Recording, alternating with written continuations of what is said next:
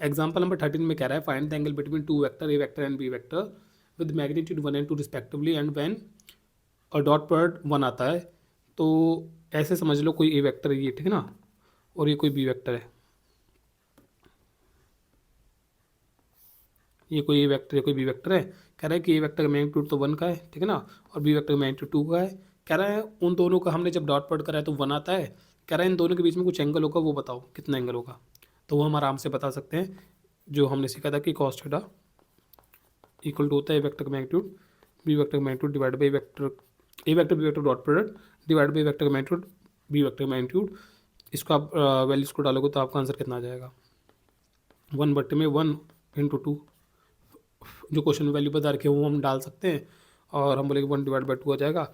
Cos की value 1/2 कब आती है, वो आती है कॉस π/6 पे, ठीक है ना। तो हम बोल देंगे कि जो थीटा हो गया वो π/6 हो गया। Example number 14 find the theta between the vector this one and this one. कोई ए वेक्टर है, कह रहे ए वेक्टर है i cap plus j cap minus k cap, ठीक है ना। इसको अगर मैं ड्रॉ करके समझाऊँ तो ड्रॉ करके आप कैसे बोलोगे कि आई और जे कुछ कुछ यहाँ पे ये वेक्टर और आई जे और माइनस के मतलब नीचे की तरफ जाएगा, समझ ये वेक्टर नीचे की तरफ वो ऐसे करके शिफ्ट होगा। सो मोटा मोटा आपको समझ में आ रहा होगा, ये इस वेक्टर के बारे में बात कर रहा है, कोई ए वेक्टर है, ठीक है, और कह रहा है कोई बी वेक्टर है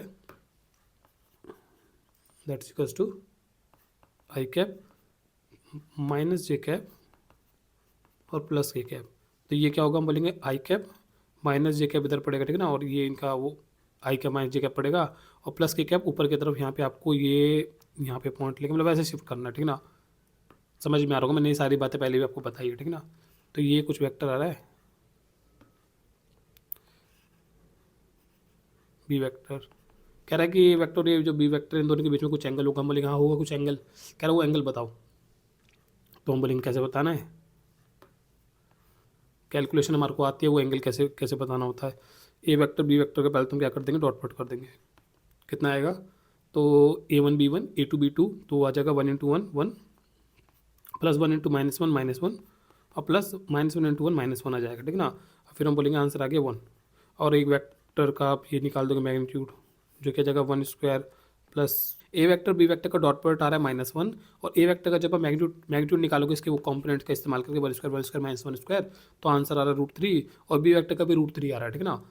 फिर हम वही करेंगे जो हमने पीछे करा, ये कॉस थीटा हमारे को पता है ये होगा ए वेक्टर बी वेक्टर का dot product divide by A vector का मैग्नीट्यूड बी वेक्टर का मैग्नीट्यूड, जो कि हमारा आ जाएगा कितना -1/में √3 × √3, जो कि हो जाएगा -1/3 और हम बोलेंगे थीटा हो जाएगा कॉस इनवर्स -1/3। इसको आप ऐसे नहीं सॉल्व कर पाओगे, इसका आंसर आप ऐसे नहीं निकाल पाओगे जैसे यहाँ पे निकाला ना, कि हाफ था तो हमें पता है कि भाई कॉस का π/6 पे हाफ आता है।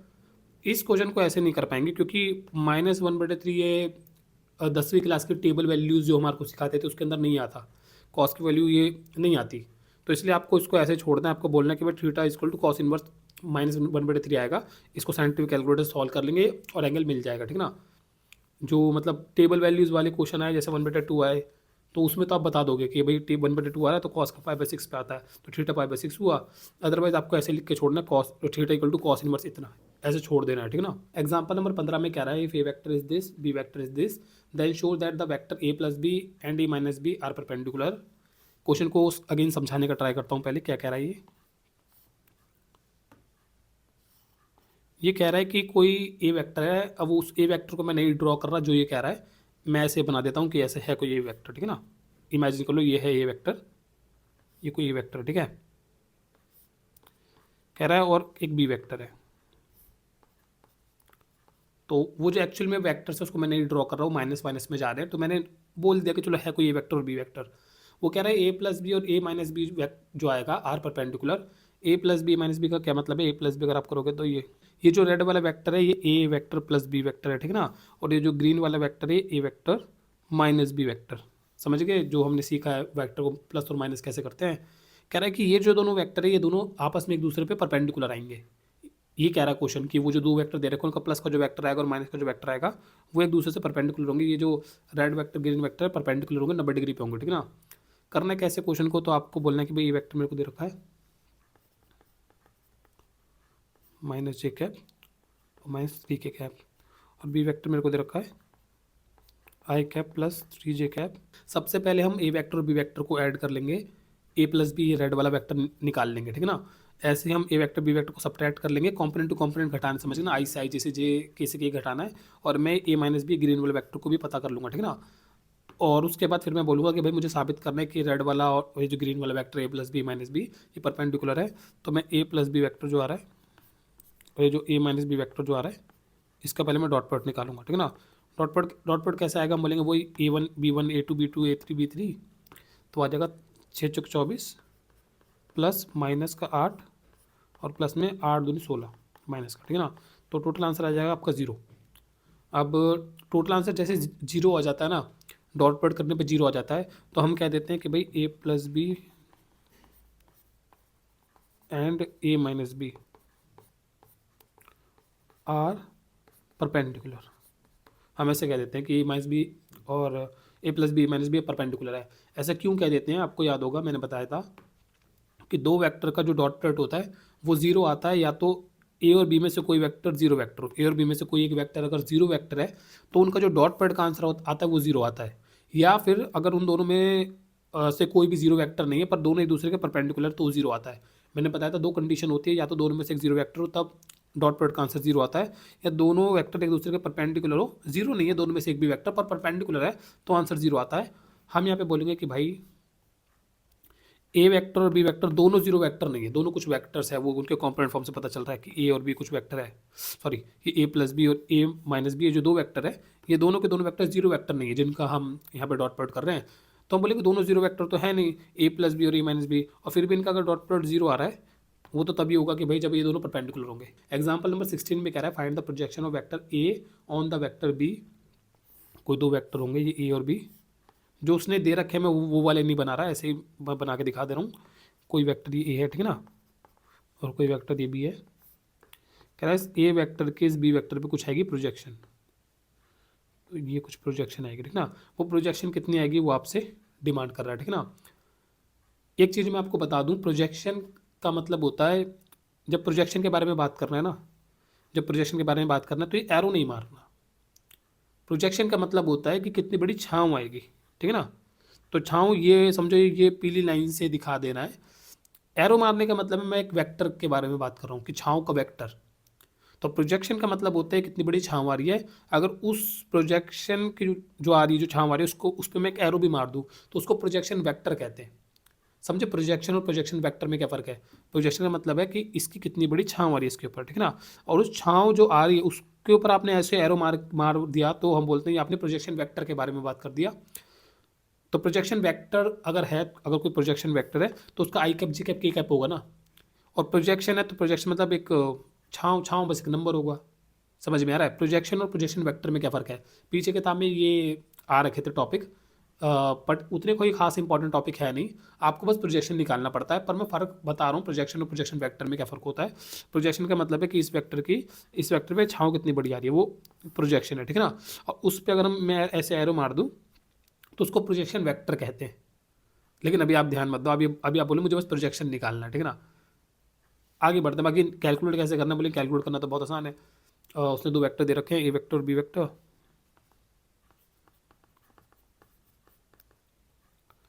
3 जे कैप प्लस 2 के कैप, बी वेक्टर दे रखा है आई कैप प्लस 2 जे कैप प्लस में के कैप, ठीक है ना। और हम बोलेंगे इसका प्रोजेक्शन उस पर निकालना तो कैसे करना था। प्रोजेक्शन मैंने आपको बताया था कि इस वाले वेक्टर का, जिस वेक्टर प्रोजेक्शन निकालनी है उसका यूनिट वेक्टर ले लेते हैं और उसको इस वेक्टर के साथ उसका डॉट प्रोडक्ट कर देते हैं। याद है ना मैंने बताया था, ये वेक्टर का उसके यूनिट वेक्टर से डॉट प्रोडक्ट कर देना है। तो यहाँ पे हम यही करेंगे, पहले बी वेक्टर का यूनिट वेक्टर निकालेंगे। सो बी वेक्टर का यूनिट वेक्टर इस बी वेक्टर का मैग्नीट्यूड, ये बी वेक्टर है ना। बी वेक्टर का मैग्नीट्यूड कितना आएगा मैं डायरेक्ट बता रहा हूँ, तो आएगा 1 4 6 आएगा 1/√6, और ये है आई कैप प्लस 2 जे कैप प्लस के कैप, और पूरा आंसर आ गया 1/√6 आई कैप प्लस 2/√6 जे कैप प्लस में 1/√6 के कैप, ठीक है ना। और हम बोलेंगे अब मैं क्या करूँगा, ए वेक्टर का डॉट प्रोडक्ट कर दूंगा बी कैप से, तो मेरा प्रोजेक्शन आ जाएगा, ठीक है। तो ए वेक्टर दे रखा है इसने 2i cap 3j cap plus में 2k कैप, और इसका मेरे को वो करना क्या आया था, 1/√6 आई कैप आया था, 2/√6 जे कैप आया था, 1/√6 के कैप आया था, ठीक है ना। तो इसका डॉट प्रोडक्ट बनेंगे आई से आई, जे से जे, के से के, और क्या आएगा a1 b1, ठीक है ना। So 2 into 1/√6 plus 3 into 2/√6 plus 2 into 1/√6, ठीक है ना। और आंसर आ गया 2/√6 plus 6/√6 plus 2/√6, that's equal to 6 7 8 9 10 10/√6, ठीक है, सही आ रहा आंसर। उसने बस उसको रैशनलाइज कर रखा है। आपने छोटी क्लास में सीखा था कि नीचे रूट नहीं होना चाहिए, उसको रैशनलाइज करते हैं, तो उसने उसको रैशनलाइज कर रखा है, ठीक है ना। तो रूट 6 से ऊपर मल्टीप्लाई, रूट 6 से नीचे डिवाइड, तो आंसर आ जाएगा आपका 10√6 डिवाइड बाई 6, और काटा पिटी करने के बाद 5/3 ये कट जाएगा, ठीक है ना। √6 ये आंसर दे रखा है। एग्जाम्पल नंबर 17 में कह रहा है एक ए वेक्टर जिसका मैग्नीट्यूड 2 है, एक बी वेक्टर जिसका मैग्नीट्यूड 3 है, उन दोनों के डॉट प्रोडक्ट का आंसर 4 आ रहा है। कह रहा है आपको बताना है A vector minus B vector का मैग्नीट्यूड कितना आएगा। अब ये जो क्वेश्चन है ये थोड़ा सा अलग टाइप का क्वेश्चन है, इसको कैसे सॉल्व करना होता है, इसको सॉल्व करने का तरीका थोड़ा अलग होता है। इसको हम ऐसे कहते हैं कि भाई ए माइनस बी वेक्टर का जो मैग्नीट्यूड का स्क्वायर आएगा वो होगा A vector minus B vector का dot product A vector minus B vector, इसको हम ऐसे कहते हैं। आपको मैंने यहाँ पे बताया था कि ए वेक्टर को ए वेक्टर से डॉट प्रोडक्ट करने पे उसके मैग्नीट्यूड का स्क्वायर आता है। इस नॉलेज का हम इस्तेमाल कर रहे हैं, और यहाँ पे हम कह रहे हैं कि ए माइनस बी वेक्टर, ए माइनस बी भी तो कोई वेक्टर होता है ना, तो उस वेक्टर को उसी वेक्टर से उसका डॉट प्रोडक्ट करेंगे तो उसका मैग्नीट्यूड का स्क्वायर आएगा। आई आपको समझ में आ रहा होगा, उस नॉलेज का हम इस्तेमाल करते हैं। और फिर हम कहते हैं कि भाई ये जो दो हैं इनका डॉट प्रोडक्ट कैसे करना है, इसको इससे कर देंगे, इसको इससे कर देंगे, इसको इससे कर देंगे, इसको इससे कर देंगे, जैसे पहले कर रहे थे, ठीक है ना। तो इसका आंसर आ जाएगा आपका ए वेक्टर का डॉट प्रोडक्ट ए वेक्टर से माइनस ए वेक्टर का डॉट प्रोडक्ट बी वेक्टर से माइनस बी वेक्टर का डॉट प्रोडक्ट ए वेक्टर से और प्लस बी वेक्टर का डॉट प्रोडक्ट बी वेक्टर से। आई होप आपको समझ में आ रहा होगा, ठीक है ना। नंबरों की तरह है, थोड़ा सा आगे बढ़ेंगे तो हम बोलेंगे ये तो वापस वही वाली बात आ गई, एक वेक्टर कुछ से कर रहे हैं तो उसके मैग्नीट्यूड का स्क्वायर,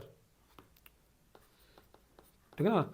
माइनस में इसको हम बोलेंगे कि ये है ए डॉट बी, वो है बी डॉट ए, पर वेक्टर का जो प्रोडक्ट होता है वो कॉम्पिटेटिव होता है, तो ये बी डॉट ए ये ए डॉट बी के बराबर है, समझ गए ना। तो ये एक तरीके से ए डॉट बी और ए डॉट बी हो गया। इसको लिख लेना, अगर लिख के करना तो ऐसे बोल देना कि ए डॉट बी, वो भी हो जाएगा ए डॉट बी, ठीक है ना। और प्लस वो हो जाएगा बी वेक्टर के मैग्नीट्यूड का स्क्वायर, क्योंकि वो भी ए वेक्टर की तरह अपने आप से मल्टीप्लाई हो रहा है, ठीक है। उसके बाद हम बोलेंगे आगे ए वेक्टर के मैग्नीट्यूड का स्क्वायर माइनस में 2 A vector dot B vector. आपको समझना है कि A vector dot B vector एक नंबर होता है, तो माइनस में एक नंबर है, फिर माइनस में वो सेम नंबर है, तो वो 2 नॉर्मल नंबर की तरह हो जाएगा, ठीक है ना। आगे हम बोलेंगे प्लस में बी वेक्टर के मैग्नीट्यूड का स्क्वायर। अब फिर हम बोलेंगे सारी वैल्यू उसने बता रखी है, 2 बता रखा था, ये -2 ये बता रखा था 4, और प्लस ये बता रखा था आपको 3 का स्क्वायर, ठीक है ना। तो आंसर आ जाएगा आपका 4 माइनस 8 प्लस 9 कितना आ जाएगा 5। और हम बोलेंगे A vector minus B vector के मैग्नीट्यूड का वैल्यू हो जाएगा √5, क्योंकि वो स्क्वायर 5 आया है। आपको समझ में आ रहा होगा। इस तरीके से इस क्वेश्चन को सॉल्व करना है, और इस जैसे और भी क्वेश्चन आएंगे भी एक्सरसाइज के अंदर आएंगे, तो ऐसे सॉल्व करना है, ठीक है ना। एग्जाम्पल नंबर 18 में कह रहा है if A vector is a unit vector, और आपको बता रखा है एक्स माइनस में ए का डॉट प्रोडक्ट एक्स प्लस ए से जो आता है वो आता है आपका 8। तो कह रहा है आपको बताना है कि एक्स वेक्टर का मैग्नीट्यूड कितना होगा। नंबरों में जैसे एक्स कोई मिसिंग नंबर होता है उसको ढूंढ के निकालना होता है, ऐसे समझ लो यहाँ पे एक्स एक वेक्टर है उसको ढूंढ के निकालना है, ठीक है ना। उसके मैग्नीट्यूड को बताना है। तो ये क्वेश्चन कैसे करना है, जैसे ऊपर वाला क्वेश्चन कराना है बिल्कुल वैसे होगा। इसको इससे इसको इससे इसको इससे इसको इससे कर देंगे तो यह जाएगा एक्स वेक्टर का डॉट प्रोडक्ट एक्स वेक्टर से, और माइनस में एक्स वेक्टर का डॉट प्रोडक्ट प्लस का आएगा फिर X vector dot A vector, और माइनस में आएगा A vector dot X vector, ठीक है ना। और प्लस माइनस में आएगा A vector dot A vector all equal to 8 दे रखा है। ये हो जाएगा एक्स वेक्टर के मैग्नीट्यूड का स्क्वायर, ठीक है ना, माइनस में। अब ये जो है ये दोनों सेम हो जाएंगे, क्योंकि ये एक्स इंटू ए और ये भी एक्स इंटू ए हुआ, कॉम्पिटेटिव होता है तो ए इंटू एक्स लिखा पर एक्स इंटू ए हुआ, ठीक है ना। दोनों की वैल्यू बराबर हुआ, हटा देंगे और सीधा हम यहाँ पे बोलेंगे कि आ जाएगा ए वेक्टर के मैग्नीट्यूड का स्क्वायर ऑल इक्वल टू 8, उसने ए वेक्टर को यूनिट वेक्टर बोला था तो उसका मैग्नीट्यूड 1 का होगा, ठीक है ना।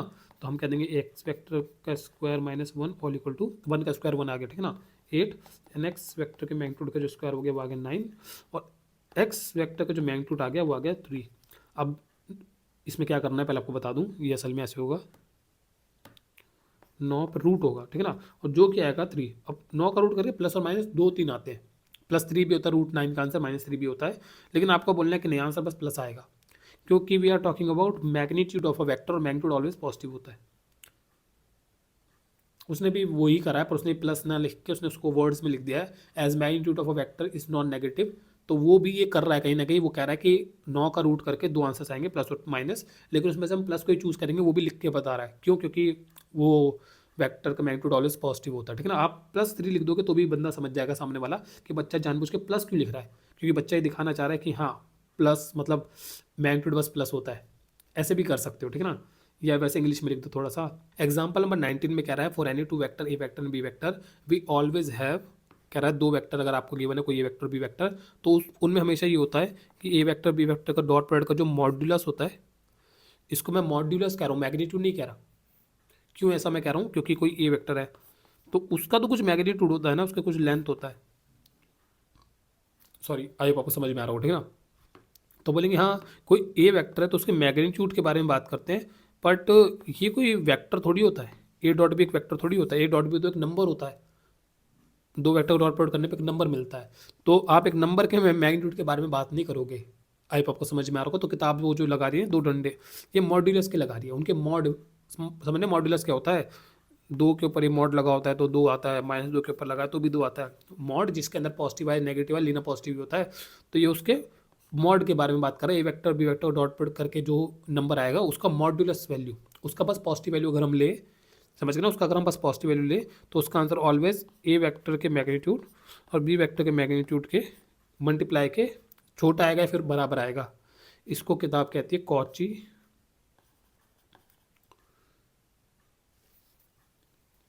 हाँ यही कहते हैं कॉची श्वार्ट्ज इनइक्वालिटी। अभी आप थोड़ा समझ सकते हो कि कोई मैथमेटिशियन होगा, ठीक है ना, तो उसके नाम पे थोड़ी इनइक्वालिटी रखी हुई है क्योंकि उसने इस इनइक्वालिटी के रिजल्ट को कैलकुलेट करके निकाला होगा कभी पास्ट में, ठीक है ना, तो उसके नाम पे से इनइक्वालिटी को रख रखा है, ठीक है। तो हम बोलते हैं कि किताब कहती है कि ये होता है, तो इसको किताब वहाँ पे साबित करके दिखाती है, ठीक है ना। तो एक तो वो कहती है ट्राइवली, ट्राइवली मतलब कहती है, ट्राइवली का मतलब समझो, ट्राइवली मतलब कि एक स्पेशल केस है, ट्राइवली का मतलब एक स्पेशल केस कि भाई जब ए वेक्टर कहते हैं ट्राइवली, इफ ए वेक्टर और B vector is zero vector, ठीक है ना। कहते हैं ए वेक्टर बी वेक्टर में से कोई एक अगर जीरो वेक्टर हो तो कहते तब क्या होगा, हम बोलेंगे ए वेक्टर बी वेक्टर का डॉट प्रोडक्ट जो आंसर आएगा वो जीरो आएगा, ठीक है ना। दोनों में से एक जीरो वेक्टर होता है, डॉट प्रोडक्ट का आंसर जीरो आता है, तो उनका मॉड का आंसर भी जीरो आएगा, समझ गए ना, क्योंकि इसका आंसर जीरो आएगा और जीरो का मॉड जीरो ही आएगा, बड़ा पॉइंट दिमाग के अंदर। और कहती है कि ए वेक्टर और बी वेक्टर में से अगर कोई जीरो वेक्टर है तो ए वेक्टर का मैग्नीट्यूड, जैसे ए वेक्टर जीरो वेक्टर तो ए वेक्टर मैग्नीट्यूड जीरो हो गया, और बी वेक्टर कुछ मैग्नीट्यूड आ भी रहा है तो मल्टीप्लाई करके ये भी जीरो आएगा। आई आपको समझ में आ रहा होगा। ए वेक्टर बी वेक्टर में से अगर कोई जीरो वेक्टर है तो जब हम उनके दोनों के मैग्नीट्यूड को मल्टीप्लाई करने के बारे में बात करेंगे तो कोई जैसे ए वेक्टर जीरो वेक्टर है तो बी वेक्टर का कुछ भी मैग्नीट्यूड जैसे 5 10 कुछ भी हो, लेकिन वो मल्टीप्लाई करके जीरो आएगा, ठीक है ना। तो हम कहते हैं ये भी जीरो आएगा और ए वेक्टर का मैग्नीट्यूड और बी वेक्टर के मैग्नीट्यूड का आंसर भी जीरो आएगा। इसको आप ऐसे लिख सकते हो, the inequality holds true. Holds true मतलब कि वो सही साबित होती है, जो ये कह रही थी कि भाई इसका आंसर लेस देन आएगा बराबर आएगा, अब बोले हाँ वो सही साबित हो रही है, अगर दोनों में से एक वेक्टर जीरो वेक्टर है तो वो बराबर आ जा रहा है, ठीक है ना। तो वो जो इनइक्वालिटी थी वो होल्ड्स ट्रू, समझे, सही साबित हो रही है जब दोनों में से एक वेक्टर जीरो वेक्टर है। लेकिन हम अदर केसेस लेंगे, अदर केसेस मतलब जो दोनों में से एक भी वेक्टर जीरो वेक्टर नहीं है, इसको हम ऐसे लिखेंगे ए वेक्टर इफ ए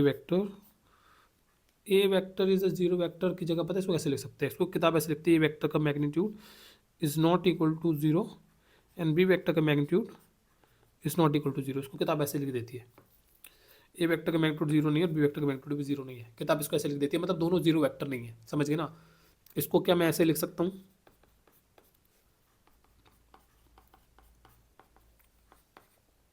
क्या मैं ऐसे लिख सकता हूँ, तो बोलेंगे नहीं ऐसे नहीं लिख सकते, ऐसे ही लिखना, ठीक है। किताब ऐसे लिखती है कि बच्चों को उसमें थोड़ा दिमाग खराब होता है कि क्यों लिख रही है, ऐसे ऐसे लिख देती। तो ऐसे नहीं लिख सकते, इसका मतलब होगा कि ए वेक्टर का मैग्नीट्यूड बी वेक्टर के मैग्नीट्यूड के बराबर नहीं है, समझ गए, और बी वेक्टर का मैग्नीट्यूड 0 के बराबर नहीं है। तो इस पूरी बात का क्या मतलब हो जाएगा, ए वेक्टर का मैग्नीट्यूड बी वेक्टर के मैग्नीट्यूड के बराबर नहीं है और बी वेक्टर 0 के बराबर नहीं है। तो अगर ए वेक्टर का मैग्नीट्यूड बी वेक्टर के बराबर नहीं है, बी 0 के बराबर नहीं है, तो हो सकता है ए 0 के बराबर हो। आई होप आपको समझ में आ रहा होगा, ये थोड़ा सा कंफ्यूजिंग स्टेटमेंट है। ए वेक्टर का मैग्नीट्यूड बी वेक्टर के बराबर नहीं है और बी वेक्टर 0 के बराबर नहीं है, हम कह रहे हैं बी वेक्टर का मैग्नीट्यूड 0 के बराबर नहीं है, तो ये इसके बराबर है नहीं और वो 0 के बराबर है नहीं, तो हो सकता है ना ए फिर 0। तो ये कंफ्यूजिंग स्टेटमेंट है, ये कंफ्यूजिंग होगा, इसलिए किताब इसको ऐसे लिखती है ए वेक्टर मैग्नीट्यूड 0 नहीं है और बी वेक्टर मैग्नीट्यूड भी 0 नहीं है। इसको थोड़ा इस तरीके से लिखा जाता है, ठीक है ना। जब ए वेक्टर और बी वेक्टर दोनों 0 वेक्टर नहीं है, तो कैसे साबित करना है इस इनइक्वालिटी को, कि भाई ऐसा ही होगा कि उसका जो डॉट प्रोडक्ट का मॉड वैल्यू है वो लेस देन या फिर इक्वल टू आएगा। तो उसके लिए एनसीईआरटी इस्तेमाल करती है वो कॉस वाली नॉलेज का।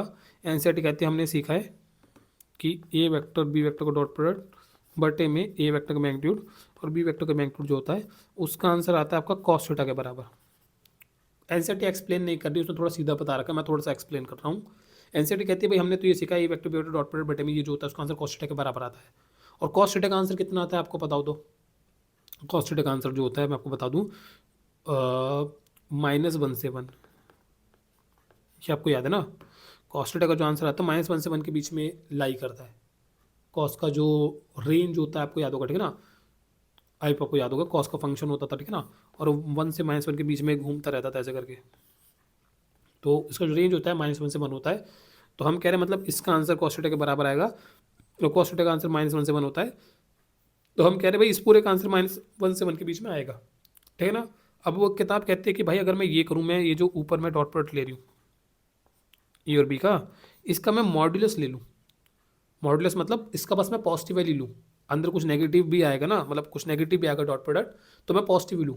आपको ध्यान रखना है कि ये और ये तो हमेशा पॉजिटिव होते हैं। A vector magnitude B vector magnitude तो पॉजिटिव नंबर लेने होते हैं, ठीक है ना। ये पॉजिटिव या नेगेटिव आता है, जो डॉट प्रोडक्ट होता है वो पॉजिटिव भी आता है और नेगेटिव भी आता है, और इसके पॉजिटिव या नेगेटिव आने की वजह से पूरे का आंसर पॉजिटिव नेगेटिव कन्वर्ट होता है और वो -1 से 1 के बीच में घूमता है फिर आंसर। -1 मतलब समझ गए ना, 0 1 और -1। तो मैं ये कह रहा हूँ कि भाई इसका आंसर नेगेटिव आता है, इस वजह से इस पूरे का आंसर नेगेटिव आता है, और इस वजह से इस पूरे का जो आंसर होता है वो माइनस की साइड पे भी जा रहा होता है, क्योंकि ये नेगेटिव आ रहा होता है, ठीक ना। और जब ये पॉजिटिव आता है तो इस पूरे का आंसर इस साइड पे घूमता है। आई आपको समझ में आ रहा होगा, ठीक ना। अब किताब कह रही है कि भाई अगर मैं ये जो आंसर ये है डॉट प्रोडक्ट, इसका मैं मॉड्यूलस ले लूँ। मॉड्यूलस मतलब कि अंदर अगर नेगेटिव भी आएगा अंदर तो मैं उसको पॉजिटिव निकाल के वैल्यू लूँ। तो हम बोलेंगे नीचे दे रखा है ये और ये, तो हम बोलेंगे भाई नीचे होता है पॉजिटिव वैल्यूज और ऊपर भी आप कह रहे हो मैं पॉजिटिव लूँगा। तो आंसर अब 1 से -1 के बीच में थोड़ी रहेगा, जब आप सारे पॉजिटिव ले रहे हो तो आंसर रहेगा यहाँ से आगे बीच में। अब आपको समझ में आ रहा होगा, ठीक है ना। आंसर फिर 0 से 1 के बीच में आएंगे ना, क्योंकि ये जो वैल्यू जो नेगेटिव देती थी जिस वजह से आंसर नेगेटिव साइड में भी चले जाते थे, उस वैल्यू का मॉड्यूलस लेने की बात करूँ, मतलब उसका मैं पॉजिटिव ही लूँगा, तो आंसर यहाँ से आके बीच में ही रहेंगे। अब आपको समझ में आ रहा होगा, ठीक है ना। तो एनसीईआरटी कहते हैं भाई इसका आंसर जो आएगा वो आएगा कॉस थीटा, और इसका आंसर फिर आएगा 1 से क्या बोलते हैं, एनसीईआरटी कहती है 1 से छोटा या उसके बराबर आएगा। एनसीईआरटी ऐसे कह देती है, समझने, इस पूरे का आंसर कॉस थीटा जो आता था, तो इस पूरे का आंसर एनसीईआरटी कह देती है कि वो आंसर इतना आएगा, 1 से छोटा आएगा, 1 से छोटा और 0 तक आएगा। पता है इसको मेंशन नहीं करती कि 0 तक आएगा, 1 से छोटा और 0 से अंदर अंदर रहेगा। इस बात को किताब ने मेंशन नहीं कर रखा, बस किताब ये कह देती है कि 1 से छोटा आएगा या 1 के बराबर आएगा, ठीक है ना। तो 1 या 1 से इतना रहेगा, माइनस में नहीं जाएगा जब इसका मॉडुलस वैल्यू लोगे। आई आपको समझ में आ रहा होगा, ठीक है ना। फिर एनसीईआरटी कहती है कि भाई इसको मैं इसके साथ रख दूँ तो ये क्या हो गया, ये हो गया, यहाँ पे कर दूँ ए वेक्टर का बी वेक्टर मैग्नीट्यूड बटे में ए वेक्टर का ये बी वेक्टर का ये और लेस देन इक्वल टू 1, और फिर उसको वहाँ मल्टीप्लाई कर देंगे तो ए वेक्टर ये बी वेक्टर का ये ए वेक्टर का मैग्नीट्यूड और बी वेक्टर का मैग्नीट्यूड। तो इस तरीके से किताब कह देती है हैंस प्रूव्ड, हमने साबित कर दिया कि ये जो कॉची-श्वार्ट्ज इनइक्वालिटी है, जब ट्राइबली जब दोनों में से वेक्टर 0 वेक्टर तब भी होल्ड करती है, और जब दोनों में से एक भी वेक्टर 0 वेक्टर नहीं है तब भी होल्ड करती है, तब भी, समझ गए ना, मतलब इनइक्वालिटी ट्रू है। इस तरीके से वो साबित कर देती है। उसने थोड़ा डायरेक्ट लिख रखा है मैंने लेकिन थोड़ा सा आपको एक्सप्लेन करने की कोशिश करा कि कैसे वो वैल्यूज आ रही है, ठीक है ना। एग्जाम्पल नंबर 20 के अंदर एक और इनइक्वालिटी को पढ़ा रखा है, इसको हम कहते हैं ट्रायंगल इनइक्वालिटी। इसको किताब एक ड्राइंग बना के एक्सप्लेन कर रही है। कह रही है कि अगर मैं ए बी, ये 2 पॉइंट दे रखे हैं, इनको जॉइंट करके एक वेक्टर बना दूं जिसको मैं ए वेक्टर बोल दूं, और ये बी सी, इन दोनों पॉइंट को जॉइंट करके एक वेक्टर बना दूं जिसको मैं बी वेक्टर कह दूं, तो इन दोनों का जो सम वेक्टर होगा ए प्लस बी, वो ये वाला वेक्टर होगा। ये तो हम समझते हैं, ठीक है ना। किताब ये कह रही है कि भाई ये तीनों वेक्टर मिला के ट्रायंगल बनाएंगे, समझ गए ना। ए वेक्टर और ए बी वेक्टर, उसका जो सम वाला वेक्टर है, तीनों मिला के ट्रायंगल बनाएंगे। और आपने छोटी क्लासेस के अंदर पढ़ा होगा, पढ़ा तो होगा, पता नहीं याद है कि नहीं याद है, आपने छोटी क्लास में पढ़ा था कि एक ट्रायंगल की दो साइड का जो सम होता है, दो साइड का जो सम होता है वो ऑलवेज तीसरी साइड से ज़्यादा होता है। एक ट्रायंगल की दो साइड का जो सम होता है वो ऑलवेज तीसरी साइड से ज़्यादा होता है। जैसे इमेजिन करो कि मैं यहाँ पे एक बना रहा हूँ 10, ये मैंने 10 की एक लाइन बनाई, ठीक है ना। दो लाइनें और बनाऊंगा तो ट्रायंगल बनेगा, ठीक है ना। तो एक मैं यहाँ पे दूसरी लाइन ले रहा हूँ 3 की, और यहाँ पे दूसरी लाइन ले रहा हूँ 5 की, समझ गए ना। वो एक तो बेस लाइन है और बाकी दो दो लाइन मैंने और ली, एक 3 और एक 5 की। अब ट्रायंगल बनाने के लिए इन 3 और 5 को नीचे ला के ऐसे जॉइंट कर दूँ तो ट्रायंगल बन जाएगा, ठीक है ना। लेकिन अगर आप इन दोनों लाइनों को नीचे लाओगे, 3 वाली को नीचे लाओगे और 5 वाली को नीचे लाओगे, तो वो समझ गए ना, 3 नीचे आते आते वो 3 यहाँ पे ऐसे ही फ्लैट हो जाएगी, और 5 नीचे आते आते यहाँ फ्लैट हो जाएगा। अब लेकिन ट्रायंगल बनेगा ही नहीं। सोच के देखो, अगर इसको मैं थोड़ा और बड़ा करके 5 कर दूँ तो क्या होगा। हम बोलेंगे भाई इसको नीचे लाते लाते 5 यहाँ पे और ये 5 यहाँ पे हो जाएगा। जब इन दोनों का सम इसके बराबर है तब भी एक ट्रायंगल नहीं बनेगा। जब ऐसा होगा ना कि मान लो जैसे ये वाली साइड, जैसे ये 5 है, ठीक है ना। जब ऐसा होगा ना कि जैसे एक साइड 5 है, ठीक है, और एक साइड 7 है, क्या कर रहा हूँ मैं, ये एक 5 एक 7 है, तब ऐसा होगा कि जब आप इनको नीचे लाना स्टार्ट करोगे ना तो एक पॉइंट पे ऐसे अटक जाएंगे, समझ गए ना। वो नीचे आते थे पॉइंट पे अटक जाएंगे और एक ट्रायंगल बनेगा। आई आपको समझ में आ रहा होगा। जब इन दोनों साइड का सम इससे कम है तो भी ऐसा होगा कि नीचे लाते लाते एक ट्रायंगल नहीं बनेगा, ठीक है ना। वो 3 और 5 ऐसे उसी के ऊपर कब आ जा रही है, मतलब वो ट्रायंगल नहीं बन रहा, ठीक है ना। जब 5 5 ले रहा हूँ दोनों 10 के बराबर दोनों साइड का सम, तब भी ट्रायंगल नहीं बनता। जब इसका इन दोनों का सम जो होता है वो इससे ज़्यादा होता है तभी एक ट्रायंगल बनेगा। तो छोटी क्लासेस में पढ़ाते हैं कि ट्रायंगल की ट्रायंगल की जो दो साइड्स होती है उसका सम ऑलवेज तीसरी साइड से ज़्यादा होता है। अगर ऐसा नहीं है तो ट्रायंगल ही नहीं बनता। आई आपको समझ में आ रहा होगा, ठीक है ना। अब यहाँ पे हम ऐसे कहते हैं कि भाई ठीक है, चलो ट्रायंगल की दो साइड का सम तीसरी साइड से बड़ा होता है, हमारे को पता है।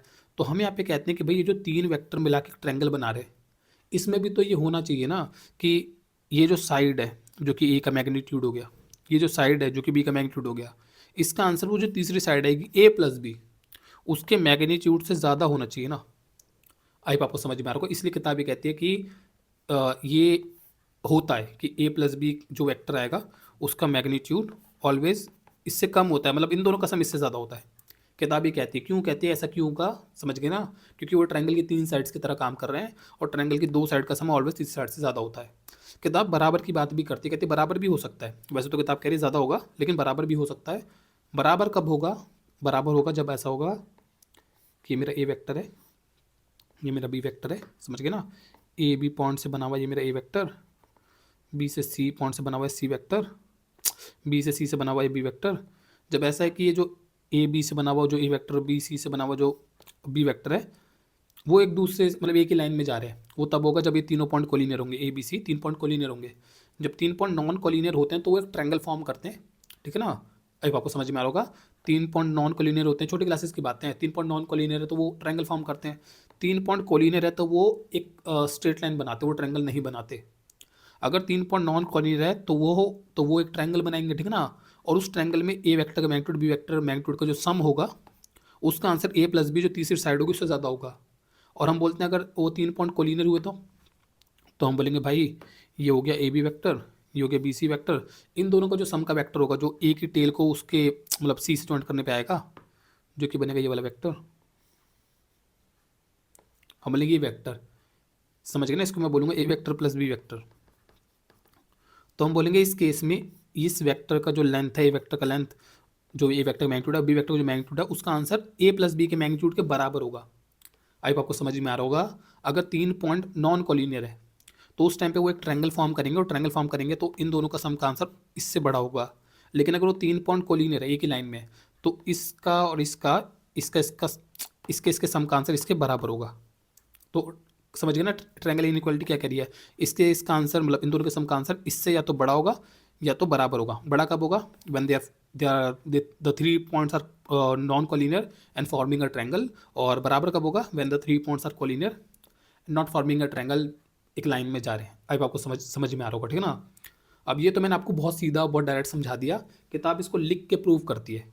जब लिख के प्रूव करती है तो बच्चों का थोड़ा दिमाग खराब होता है, पता नहीं क्या समझा रही है किताब, लेकिन मैंने आपको सिंपल समझा दिया।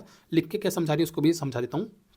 तो पहले तो किताब वही कहती है, जैसे मैंने यहाँ पे समझाया कि एक ट्राइवली केस के बारे में बात करते हैं, एक स्पेशल केस।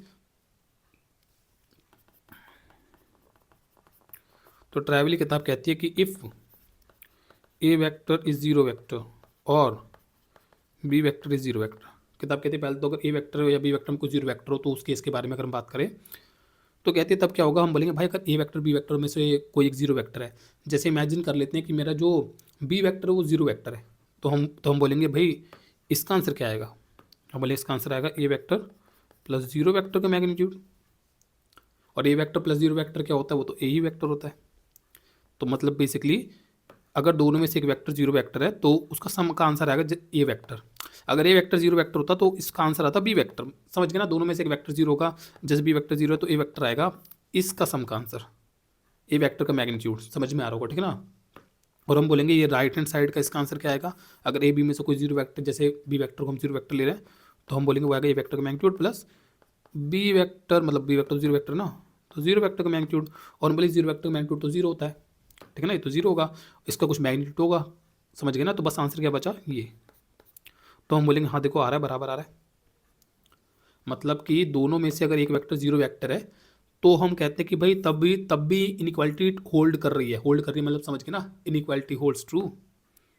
इसको यहाँ इसको मिटा दो, किताब ने ऐसे नहीं समझा रखा है, किताब बस लिख देती है, तो यहाँ पे मैं भी ऐसे लिख दे रहा हूँ, द इनइक्वालिटी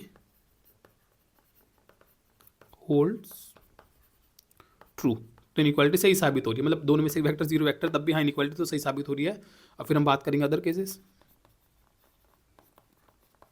अदर केसेस मतलब कि जब दोनों में से एक भी वेक्टर जीरो वेक्टर नहीं है, if A vector is, A vector को ऐसे लिख देंगे ना, A vector magnitude is not equal to zero, मतलब ए वेक्टर जीरो वेक्टर नहीं है और ये कि बी वेक्टर जीरो वेक्टर नहीं है, तो दोनों में से जब कोई भी जीरो वेक्टर नहीं है हम बोलेंगे तब क्या, तब भी इनइक्वालिटी ट्रू होती है। तो किताब उसको लिख के प्रूव करती है। थोड़ा अजीब लगेगा पहले कह रहा हूँ, ठीक है ना, लेकिन मैं समझाता हूँ आपको। देखो क्या कहती है, एनसीईआरटी कहती है कि भाई अगर हम बात करें ए वेक्टर प्लस बी वेक्टर के मैग्नीट्यूड के स्क्वायर के बारे में तो वो क्या होगा। तो हम बोलेंगे वो तो वो हो जाएगा A vector plus B vector का dot product A vector plus B vector. अब आपको याद होगा ये हमने करा है, ठीक है ना। ये एक वेक्टर होगा, ठीक है ना, ए plus B vector, A plus B vector, और उसको उसी से जब उसका डॉट प्रोडक्ट करते हैं तो उसके मैग्नीट्यूड का स्क्वायर आएगा। और फिर हम बोलेंगे कि भाई ये कैसे होगा, हम बोलेंगे वही करो ये तो आ जाएगा A vector into A vector का मैग्नीट्यूड का square plus A vector dot B vector plus A vector dot B vector plus B vector के मैग्नीट्यूड का स्क्वायर। आई आपको समझ में आ रहा होगा, ठीक है ना। ये हो जाता है ए वेक्टर मैग्नीट्यूड का स्क्वायर प्लस में 2 A vector dot B vector एन प्लस में बी वेक्टर के मैग्नीट्यूड का स्क्वायर। समझ में आ गया। अब इसके बाद देखो कैसे करते हैं। इसके बाद हम ये कहते हैं कि भाई हमारे को पता है कि एक्स का आंसर मॉड एक्स के मुकाबले ऑलवेज बड़ा होता है या बराबर होता है। अगर हम किसी एक्स को उसके मॉड से, एक्स को मॉड एक्स से कंपेयर करें तो मॉड वाले का आंसर ऑलवेज बड़ा आएगा या बराबर आएगा। जैसे एक्स की जगह पे 2 आया तो 2 आया तो 2 और मॉड 2 तो 2 तो 2 है, मॉड 2 का आंसर भी 2 ही आएगा तो बराबर, ठीक है ना। अगर एक्स की जगह पे -2 ले लोगे तो -2, तो ये एक्स से -2 ले तो -2 रहेगा, ठीक है ना, लेकिन मॉड के अंदर -2 + 2 निकलेगा, तो हम बोलेंगे मतलब फिर इसका आंसर बड़ा आ रहा है। समझ गए। अगर मैं पॉजिटिव वैल्यू लेता हूँ तो बराबर, और अगर मैं नेगेटिव वैल्यू लेता हूँ तो इसका आंसर इससे बड़ा आता है, मॉड एक्स का आंसर बड़ा आता है। तो एनसीईआरटी कह रही है कि भाई एक एक्स का अगर उसके मॉड एक्स से कंपेयर करोगे तो मॉड एक्स का आंसर बड़ा आता है या फिर बराबर आता है, ठीक है ना। अब इसी नॉलेज को हम इस्तेमाल करते हैं और हम ये कहते हैं, लिख रहे हैं इसको, इसी नॉलेज का इस्तेमाल करके हम ये कहते हैं कि भाई अगर मैं ए डॉट बी के बारे में बात करूँ, और मतलब ए डॉट बी वो जो डॉट प्रोडक्ट है, और उसके मॉड के बारे में बात करूँ तो इसमें भी ये होना चाहिए। अभी आपको समझ में आ रहा होगा, ठीक है ना। फिर एनसीईआरटी कहते हैं अगर मैं 2 से मल्टीप्लाई करूँ दोनों तरफ, ऐसे नहीं करवा रखा है एनसीईआरटी ने, मैं समझा रहा हूँ ऐसे। एनसीईआरटी ने ऐसे नहीं समझा रखा है, एनसीईआरटी बहुत डायरेक्ट समझाती है, बच्चों के जाता है सर के ऊपर से, लेकिन मैं थोड़ा सा समझाने की कोशिश कर रहा हूँ, ठीक है ना। तो मैं कहता हूँ कि भाई ए डॉट बी और उसके मॉड में इसका आंसर बड़ा होगा, ऐसे होगा, ठीक है ना। तो मैं कहता हूँ अगर मैं दोनों तरफ 2 से मल्टीप्लाई कर दूँ, 2 ऑफ ये, तो हम बोलेंगे कि इसका आंसर अभी भी इससे बड़ा होना चाहिए, बोलेंगे हाँ भाई अगर इसके और इसको हम कंपेयर करते हैं, इसका आंसर बड़ा या बराबर आता है, तो इसके डबल का आंसर भी तो ये होगा, इसका आंसर बड़ा होगा, बराबर होगा, ठीक है ना। फिर हम दोनों तरफ ए वेक्टर का मैग्नीट्यूड ऐड कर दें और बी वेक्टर का मैग्नीट्यूड ऐड कर दें, ए वेक्टर मैग्नीट्यूड का स्क्वायर बी वेक्टर के मैग्नीट्यूड का स्क्वायर ऐड कर दें, ठीक है ना। प्लस में 2a vector dot B vector, समझ गए ना।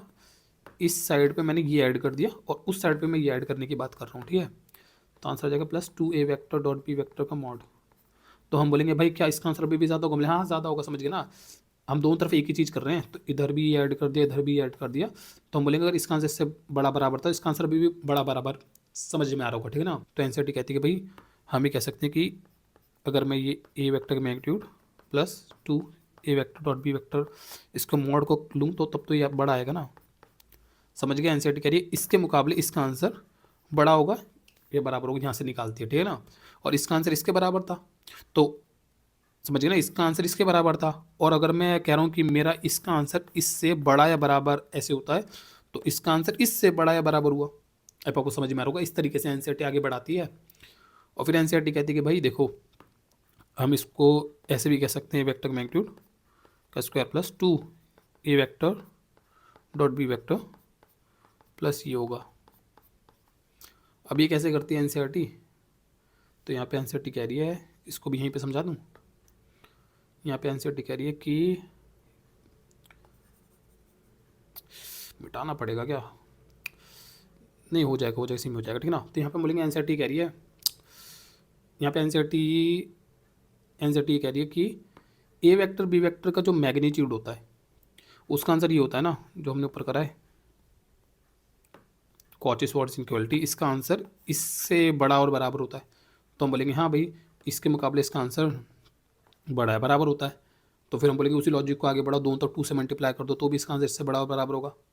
अब आपको समझ में आ रहा है, ठीक है ना, इसका आंसर इसके मुकाबले। और हम बोलेंगे कि भाई दोनों तरफ अगर मैं ये ए स्क्वायर बी स्क्वायर के मॉड्स ऐड कर दूंगा तो फिर हम बोलेंगे फिर भी यही होगा। अब आपको समझ में आ रहा होगा, ठीक है ना। तो एनसीईआरटी कह रही है कि भाई इसका आंसर जो कि अभी हमारा ये आ रखा है, ये इसका आंसर बड़ा होता है इससे, समझ गए ना।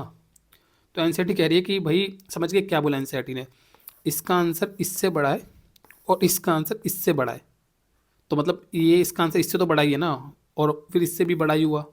अब आपको समझ में आ रहा होगा, थोड़ा सा अजीब है, लेकिन मैंने आपको इसीलिए शुरू में सिंपल करके एक्सप्लेन कर दिया कि सिंपल भाषा में क्या मतलब है, ठीक है ना। लेकिन एनसीईआरटी ऐसा करके प्रूव करती है और कहती है कि भाई अब हम यहाँ पे ये लिख सकते हैं कि दैट इसके आंसर को ऐसे लिख देती है, कहती है कि भाई ये ए वेक्टर का मैग्नीट्यूड है जो कि एक नंबर होता है, ठीक है ना। 2 इंटू में ए वेक्टर का मैग्नीट्यूड बी वेक्टर मैग्नीट्यूड जो भी नंबर है और बी वेक्टर मैग्नीट्यूड का स्क्वायर जो भी एक नंबर है, तो यहाँ पे नंबरों के हिसाब से देखा जाए तो ए स्क्वायर प्लस 2ab और बी स्क्वायर, समझ गए ना, नंबरों के हिसाब से तो वो ए प्लस बी का फॉर्मूला बन जा रहा है, ए प्लस बी का होल स्क्वायर। तो ये वेक्टर का मैग्नीट्यूड जो कि एक नंबर होगा और बी वेक्टर मैग्नीट्यूड जो एक नंबर होगा उसका होल स्क्वायर कह सकते हैं इसको, समझ गए ना। तो एनसीईआरटी फाइनल कह देती है कि B vector plus B vector का मैग्नीट्यूड का जो स्क्वायर है वो आ रहा है ग्रेटर देन और इक्वल टू ए वेक्टर का मैग्नीट्यूड प्लस बी वेक्टर के मैग्नीट्यूड का स्क्वायर के। और फिर एनसीईआरटी कहती है कि मतलब दोनों तरफ से स्क्वायर अगर हटा दिया जाए, किसी वैल्यू का स्क्वायर इस दूसरी वैल्यू के स्क्वायर से बड़ा या बराबर है, तो वो वैल्यू भी तो उससे बड़ी या बराबर होगी। अब आपको समझ में आ रहा होगा, ठीक है ना। तो ऐसे करके एनसीईआरटी प्रूव कर देती है कि भाई हैंस प्रूव कि ये हो गया, साबित हो गया कि ये होता है, ठीक है ना। इसके बाद एनसीईआरटी के अंदर एक रिमार्क दे रखा है, रिमार्क में एनसीईआरटी कह रही है if the equality holds in triangle inequality, कहती है अगर ट्रायंगल इनइक्वालिटी के अंदर इक्वालिटी होल्ड कर जाए, इक्वालिटी होल्ड कर जाए मतलब इसका आंसर इसके बराबर आ जाए, तो एनसीईआरटी वही कहती है जो मैंने आपको पहले समझाया कि वो 3 पॉइंट कोलिनियर होंगे, जो मैंने आपको पहले सिंपल वर्ड में समझा दिया, समझ गए ना। एनसीईआरटी कह रही है कि भाई अगर ऐसा इसका आंसर इससे बड़ा है तो वो 3 पॉइंट एक ट्रायंगल बना रहे हैं, एक तरीके से ये कहना चाह रही है, ठीक है ना। वो 3 पॉइंट नॉन कॉलिनियर है, ठीक है ना। अगर इसका आंसर इससे बड़ा है तो वो 3 पॉइंट नॉन कॉलिनियर है और वो एक ट्रायंगल बना रहे हैं। अगर इसका आंसर इसके बराबर आ जाए तो वो 3 पॉइंट जिनसे वो वेक्टर बन रहे हैं ए वेक्टर बी वेक्टर और ए प्लस बी वेक्टर, वो 3 पॉइंट कॉलिनियर है। अगर ये बराबर आ जाए तो समझ जाना, ठीक है ना। ये जो मैं आपको बता रहा हूँ ये बात आती है क्वेश्चंस के अंदर, कुछ क्वेश्चन आएंगे जिसमें वो बोलेगा कि भाई ये 3 पॉइंट है, इसको कोलिनियर करो, साबित करो कि 3 पॉइंट कोलिनियर है, तो आपको यही हरकत करनी है उसके अंदर। कैसे करने वो आगे क्वेश्चन आएंगे मैं बताऊंगा, ठीक है ना। लेकिन अभी आप रिमार्क में इस बात को लिख लो कि हम बोलेंगे कि that if A vector plus B vector का मैग्नीट्यूड का आंसर बराबर आ जाए ए वेक्टर का मैग्नीट्यूड प्लस बी वेक्टर का मैग्नीट्यूड, तो हम क्या बोलेंगे, then A B and C are collinear points, इसको हम ऐसे बोल देंगे। आई आपको समझ में आ रहा होगा, ठीक ना। एग्जाम्पल 21 है, show that the point A B C, 3 point बता रखे हैं, तीनों वेक्टर फॉर्म में दे रखे हैं, ठीक है ना। और इन पॉइंट को आपको कोलिनियर साबित करना है, ये तीनों पॉइंट कोलिनियर है। ड्रॉ करके पहले समझ लो क्या है क्वेश्चन। तो एक पॉइंट बता रखा है ए, तो यहाँ पे होगा कोई 3D स्पेस के अंदर कोई ए पॉइंट होगा, ठीक है ना। उसको वेक्टर फॉर्म में बता रखा है। मैंने आपको बताया था कि 3D स्पेस के अंदर अगर कोई पॉइंट है तो उसको लोकेट करने के 2 तरीके होते हैं, या तो उसका एक्स वाई जेड बता दो, उसके कोऑर्डिनेट बता दो, ठीक है ना, या ये बता दो कि वो ओरिजिन से कितनी दूरी पे है, किस एंगल पे, मतलब एक वेक्टर के थ्रू बता दो। तो उसने वो जो ए पॉइंट बता रखा है ना वेक्टर फॉर्म में, वो उसने ये बता रखा है कि ए कोई पॉइंट है और उसका वेक्टर वाला तरीका बता रखा है, वेक्टर के थ्रू उस पॉइंट को स्पेसिफाई कर रखा है, ठीक है ना। आई आपको समझ में आ रहा होगा। और ऐसे कह रहा है कोई बी पॉइंट है, ठीक है ना, कोई सी पॉइंट है, कोई बी पॉइंट है, कोई सी पॉइंट है, ठीक है ना। और उनको भी वेक्टर फॉर्म में बता रखा है कि बी जो पॉइंट है उसका वेक्टर फॉर्म दे रखा है, ठीक है ना, और सी पॉइंट है उसका वेक्टर फॉर्म दे रखा है।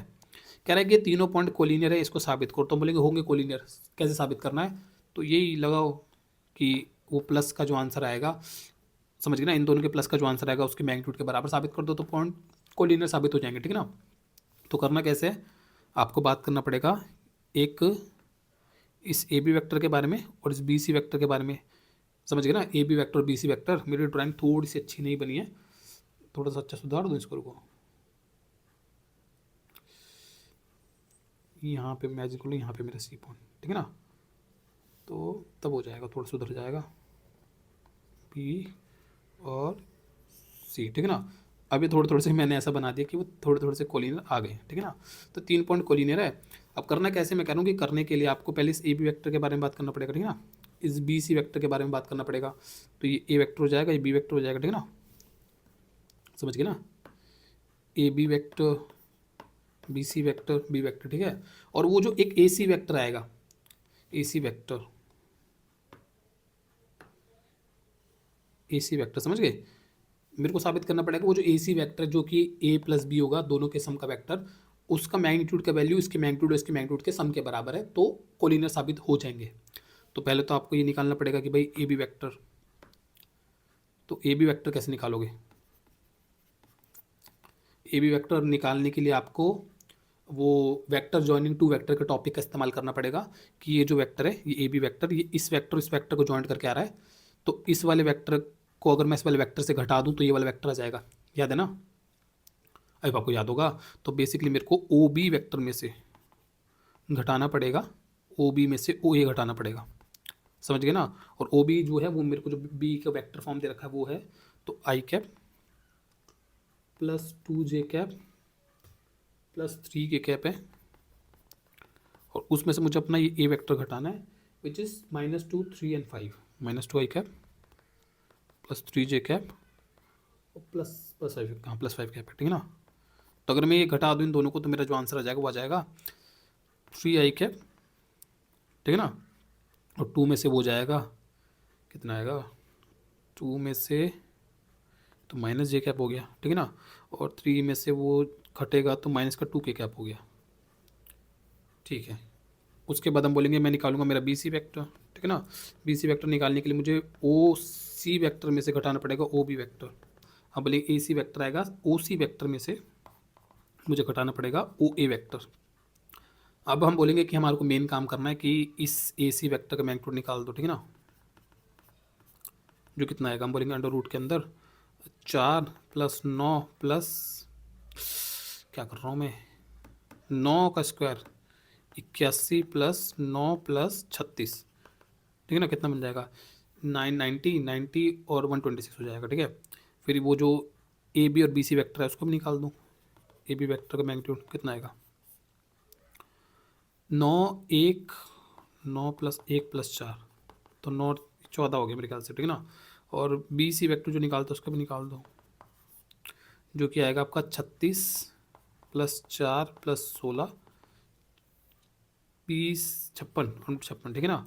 और फिर हम बोलेंगे हमारे को साबित करना है कि ए बी वेक्टर का मैग्नीट्यूड ए सी वेक्टर का जो मैग्नीट्यूड है उसका आंसर बराबर है ए बी वेक्टर का मैग्नीट्यूड और प्लस पी सी वेक्टर का मैग्नीट्यूड। आंसर आ रहा है √126 इक्वल टू √14 प्लस √56। अभी क्लियर नहीं हो रहा कि भाई सही में ये आंसर बराबर है कि नहीं। तो आपको क्या करना है, सबको एक जैसा बनाना है। मतलब जैसे यहाँ पे ये √14 है ना, तो इन सबको भी √14 में कन्वर्ट कर लो, तब जाके आप क्वेश्चन को आगे बढ़ा पाओगे। तो जो 26 है 126 है 126 को सारे रूट एक जैसे बनाने हैं। तो जो स्मॉलेस्ट रूट है 14, बाकी सबको भी उस जैसे कन्वर्ट करना, ठीक है ना। तो इसको मैं 14 से पहले डिवाइड कर देता हूँ, ठीक है। तो 9 पे जाएगा वो, तो ठीक है, वो तो 9 पे जाएगा, ठीक है ना। तो 9 पे जाएगा, सो ये हो जाएगा 14 × 9 वो इक्वल टू √14 और प्लस 14 28 चौके 14 चौके ये होता, ठीक है ना। तो यहाँ पे मेरा आ जाएगा 3 √14 हो जाएगा, ठीक है, प्लस √14 और ये हो जाएगा प्लस में 2 √14। और अब हम कंफर्म कर सकते हैं कि यहाँ पे इसका आंसर आ रहा है 3 √14 और उसका आंसर हो जाएगा 3 √14। तो बोलेंगे हाँ यस है, ये तीनों पॉइंट कोलिनियर है, ठीक है ना। मतलब ऐसे लिख देना, ठीक है ना। So A B and C are collinear points. हम बोलेंगे ए बी सी वो तीनों पॉइंट कोलिनियर है, ठीक है ना। अगर ये चीज़ हो जाती है, अब आपको क्वेश्चन करने का तरीका समझ में आ गया होगा, ठीक है ना। एक्सरसाइज 10.3 का फर्स्ट क्वेश्चन है, find the angle between two vector A vector and B vector with magnitude √3 and 2 respectively and having dot product √6। करना कैसे, जैसे हमने एग्जाम्पल करे थे ये कर देना है, ठीक है ना। और वो दे रखा √6, वो दे रखा 3 इंटू में वो दे रखा √2, ठीक है ना। वो दे रखा √3 और वो दे रखा है 2। इसको फिर हम ऐसे कर सकते हैं कि इसको लिख सकता हूँ √3 × √2, ठीक है ना। √3 × 2 इसको से काट देंगे, बचेगा 2, ये बचेगा, ठीक है ना। इसको फिर ऐसे लिख सकता हूँ √2 √2 × √2 कैसे लिख सकते हैं, काट देंगे, ठीक है ना। तो आंसर आ जाएगा 1/√2। कॉस थीटा का वैल्यू 1/√2 आ रहा है, ठीक है ना। और कॉस का वैल्यू कब आता है 1/√2 45 डिग्री पे, दैट्स इक्वल टू कॉस π/4। तो हमारा थीटा का एंगल आ गया π/4। क्वेश्चन नंबर सेकंड में कह रहा है find the angle between this vector and this vector. तो उस वेक्टर को ए वेक्टर कह देंगे, माइनस का 2j प्लस का 3k, ठीक है ना। और उसको बी वेक्टर कह देंगे -2j और प्लस k, ठीक है। और कह रहा है एंगल बताना है इन दोनों वेक्टर के बीच में, वही पहले डॉट पुट कर दो इन दोनों का, कितना आ जाएगा 3 + 4 + 3 × 3, ठीक है ना। तो आंसर कितना आ गया, आंसर आ गया इसका 6 10 आ गया, ठीक है। और हम बोलेंगे इसका आप ए वेक्टर का मैग्नीट्यूड निकाल लो। तो 1 + 4 + में 9 दैट इज इक्वल टू √14 और बी वेक्टर का मैग्नीट्यूड निकाल लो, दैट इज इक्वल टू 9 + में 4 + में 1 9 + 4 + 1, ठीक है ना, अगेन √14, ठीक है। और cos theta equal to B vector का magnitude that is equal to 10/में √14 × √14, ठीक है ना, जो कि बन जाएगा 10/14 और 5/7। तो कॉस थीटा इक्वल टू 5/7 और theta equal to cos inverse 5/7। Let me confirm the answer, ठीक है।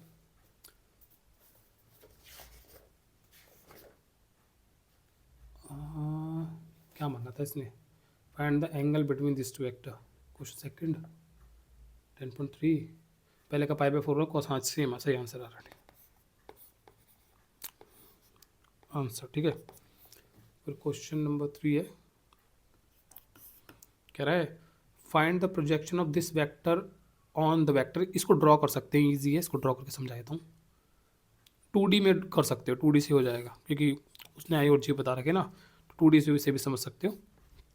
तो उसने कह रहा है ये आई कैप हो जाएगा, ठीक है ना, और ये जे कैप हो जाएगा, ठीक है। उसने बोला आपको वेक्टर है आई कैप माइनस जे कैप, तो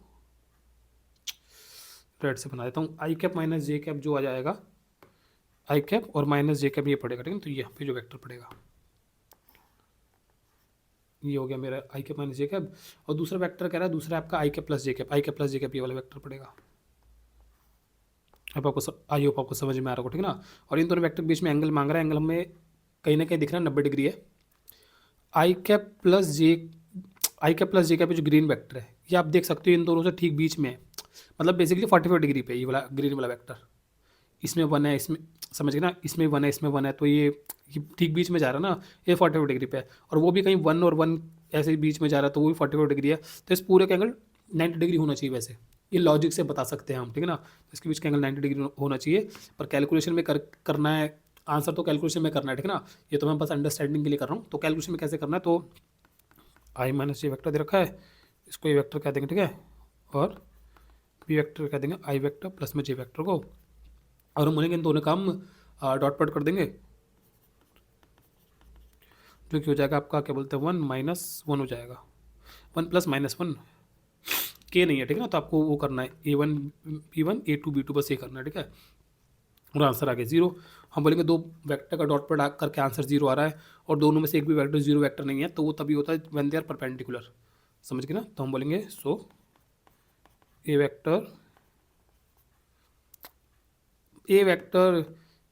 मतलब ऐसे लिखते हैं, A vector is perpendicular to B vector, दो एंड एंगल बिटवीन देम, क्या कर रहा हूँ मैं, angle between them is equal to 90 degree π/2, 90 degree और π/2, ठीक है ना। अब आपको समझ में आ रहा होगा। क्वेश्चन नंबर 4, क्वेश्चन नंबर 4 है find the projection of this vector on this vector. दो वेक्टर दे रखे हैं, एक को मैं एक कह देता हूँ 7 के कैप, ठीक है ना, और एक वेक्टर दे रखा है उसको मैं बी कह देता हूँ, यहाँ लिख देता हूँ, ठीक है ना, B vector 7 I cap minus J cap plus 8 K cap, ठीक है ना।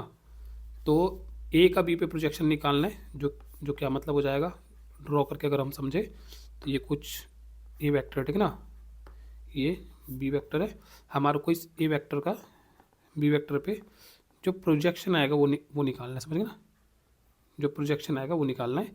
और हम बोलेंगे वो प्रोजेक्शन कैसे निकलेगा, हम बोलेंगे पहले इस बी वेक्टर का यूनिट वेक्टर निकाल लेंगे और उसका ए वेक्टर से डॉट पॉट कर देंगे, ठीक है ना।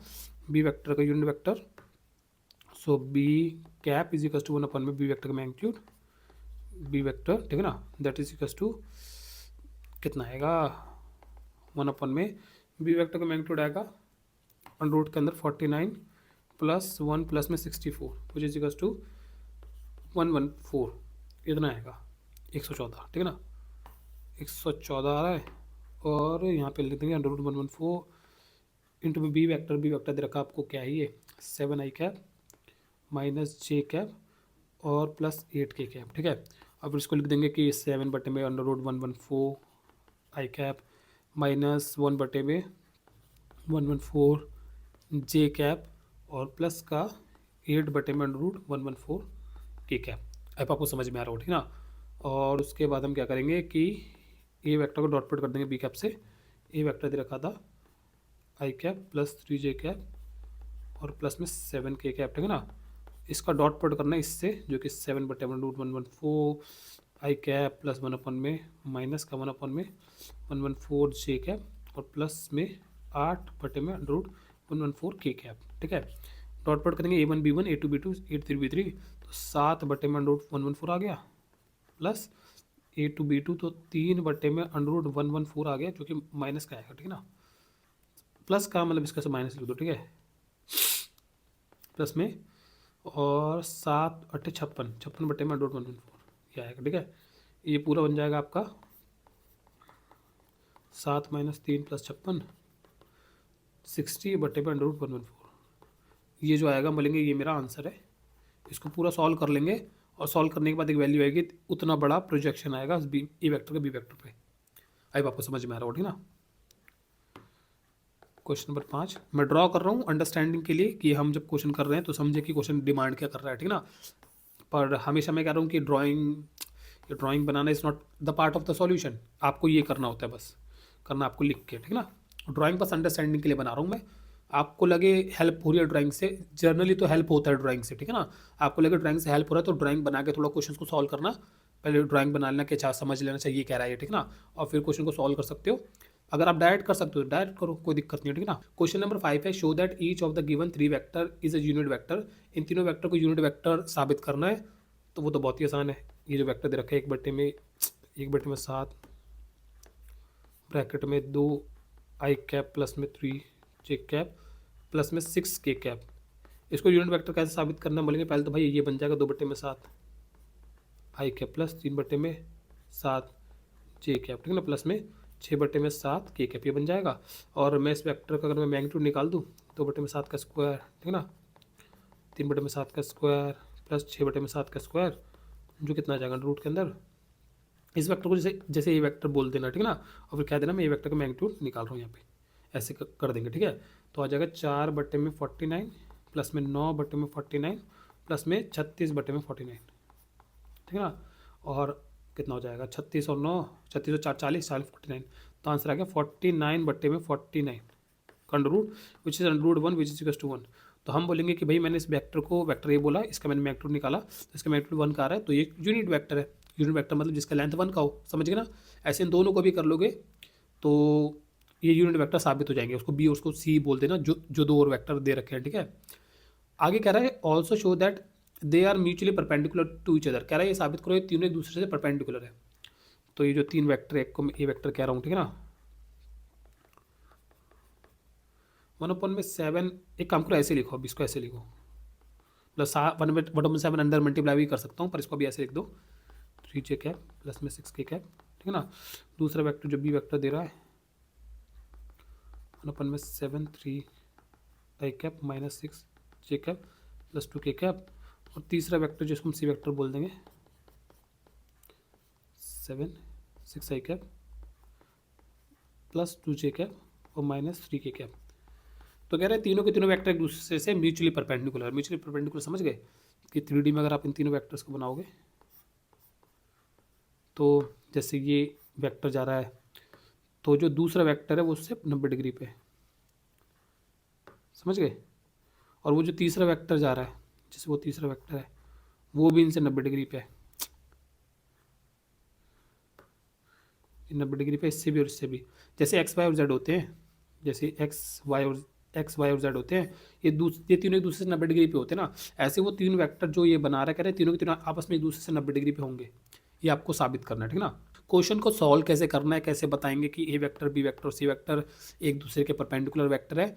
हम बोलेंगे अगर मैं इस ए वेक्टर का बी वेक्टर से डॉट प्रोडक्ट कर दूँ और डॉट प्रोडक्ट करके 0 आ जाए तो वो ए वेक्टर और बी वेक्टर तो क्या हो गया, परपेंडिकुलर वेक्टर हो गया, ठीक है ना। ऐसे इसको मैं सी वेक्टर कह दे रहा हूँ, और मैं ऐसे ही बी वेक्टर और सी वेक्टर का वो कर दूंगा डॉट प्रोडक्ट, और वो अगर 0 आ जाए तो बी और सी भी परपेंडिकुलर है, और सी और ए का भी डॉट प्रोडक्ट कर दूंगा। तो बेसिकली आपको इन तीनों का आपस में डॉट प्रोडक्ट करके दिखा देना है, ठीक है ना। तो ए वेक्टर का डॉट प्रोडक्ट करते हैं बी वेक्टर से, सो वो होगा 1/7 ये ए वेक्टर की वैल्यूज़, और डॉट प्रोडक्ट 1/7 ये बी वेक्टर की वैल्यूज़, समझ गए ना। ए वेक्टर और बी वेक्टर लिख दिया, ठीक है। अब यहाँ पे हम क्या कर सकते हैं कि यहाँ पे हम ये कर सकते हैं कि भाई 1/7 को वो आई जे के से अंदर मल्टीप्लाई कर दूँ, ठीक है ना, जैसे मैंने यहाँ पे करा था, ये बना दिया था, इसको भी ऐसे कर दूँ, और फिर जो दो वेक्टर बनेंगे उनको डॉट पट कर दूँ। लेकिन हमने यहाँ पे एक चीज़ सीखी थी,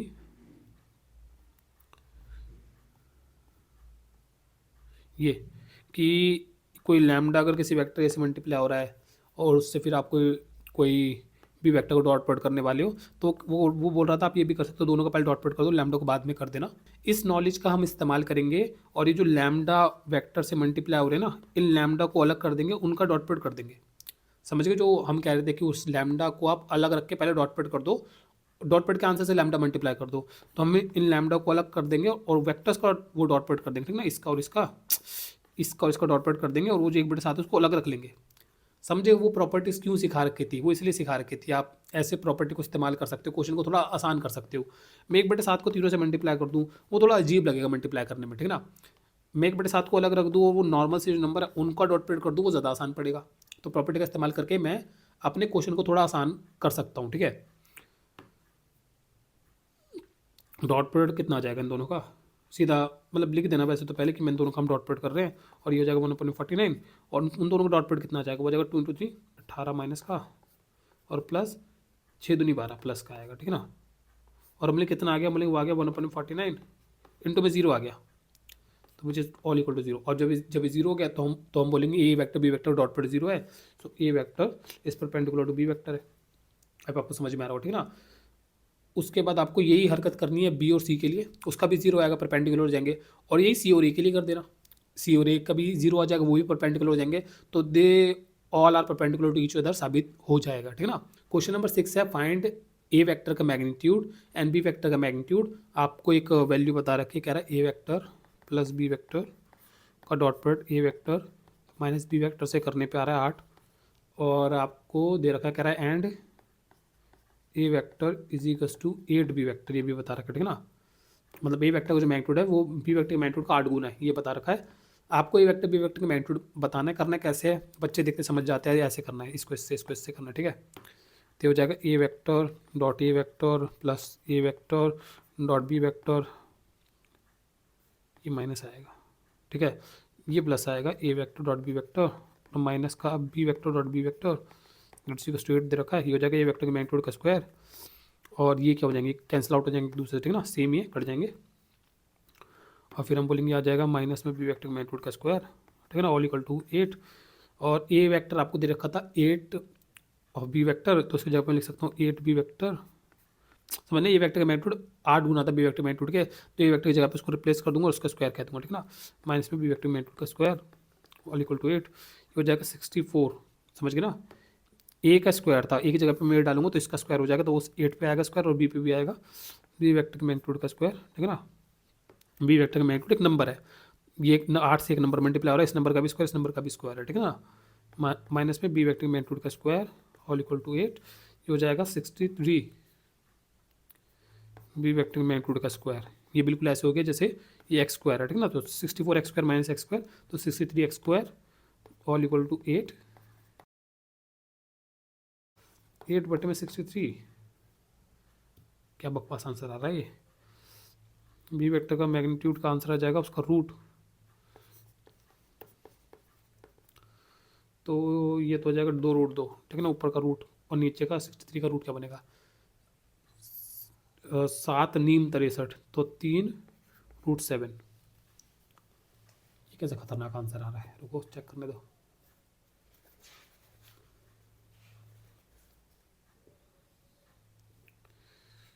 बी का वैल्यू 2 बटे, हाँ ठीक है, सही आ रहा है, सही आ रहा है, ये आंसर आ रहा है, और ये वेक्टर हम बोलेंगे उसका 8 गुना था, सो 8 टाइम्स ऑफ दिस, 8 दूनी 16 √2 बटे में 3√7, हाँ ठीक है आंसर, मुझे लग रहा था गलत कर दिया मैंने, मुझे कैलकुलेशन मिस्टेक लग रही थी, पर वो ठीक है, नहीं है कैलकुलेशन मिस्टेक। 7वां कह रहा है इवैल्यूएट द प्रोडक्ट दिस,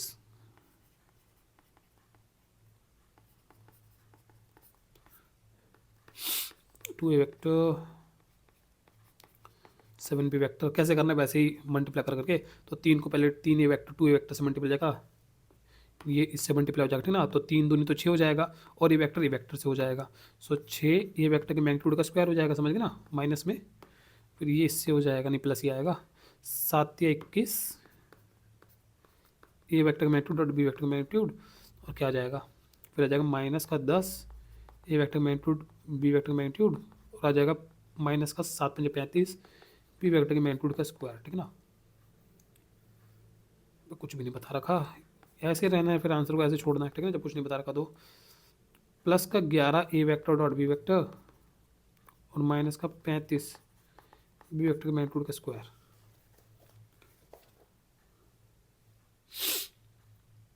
बस यही है आंसर, ठीक है। 8वां कह रहा है कि find the magnitude of 2 vector A vector and B vector having the same magnitude and such that the angle between them is 60 degree. 2 vector है, एक कोई ए वेक्टर है, ठीक है ना, कोई बी वेक्टर है, कह रहा है दोनों का मैग्नीट्यूड सेम है, ए वेक्टर का लंबा जितना लंबा है बी वेक्टर भी उतना ही लंबा है, दोनों के बीच में जो एंगल है वो 60 डिग्री कह रहा है, ठीक है ना, कह रहा है and their scalar product is half, तो उन दोनों का स्केलर प्रोडक्ट जो है ए वेक्टर का बी वेक्टर डॉट प्रोडक्ट करने पे कह रहा हाफ आता है। उसने मांगा था find the magnitude of vector in vector B, तो बोलेंगे बहुत आसान है, ए वेक्टर बी वेक्टर का जो डॉट प्रोडक्ट होता है वो ये होता है,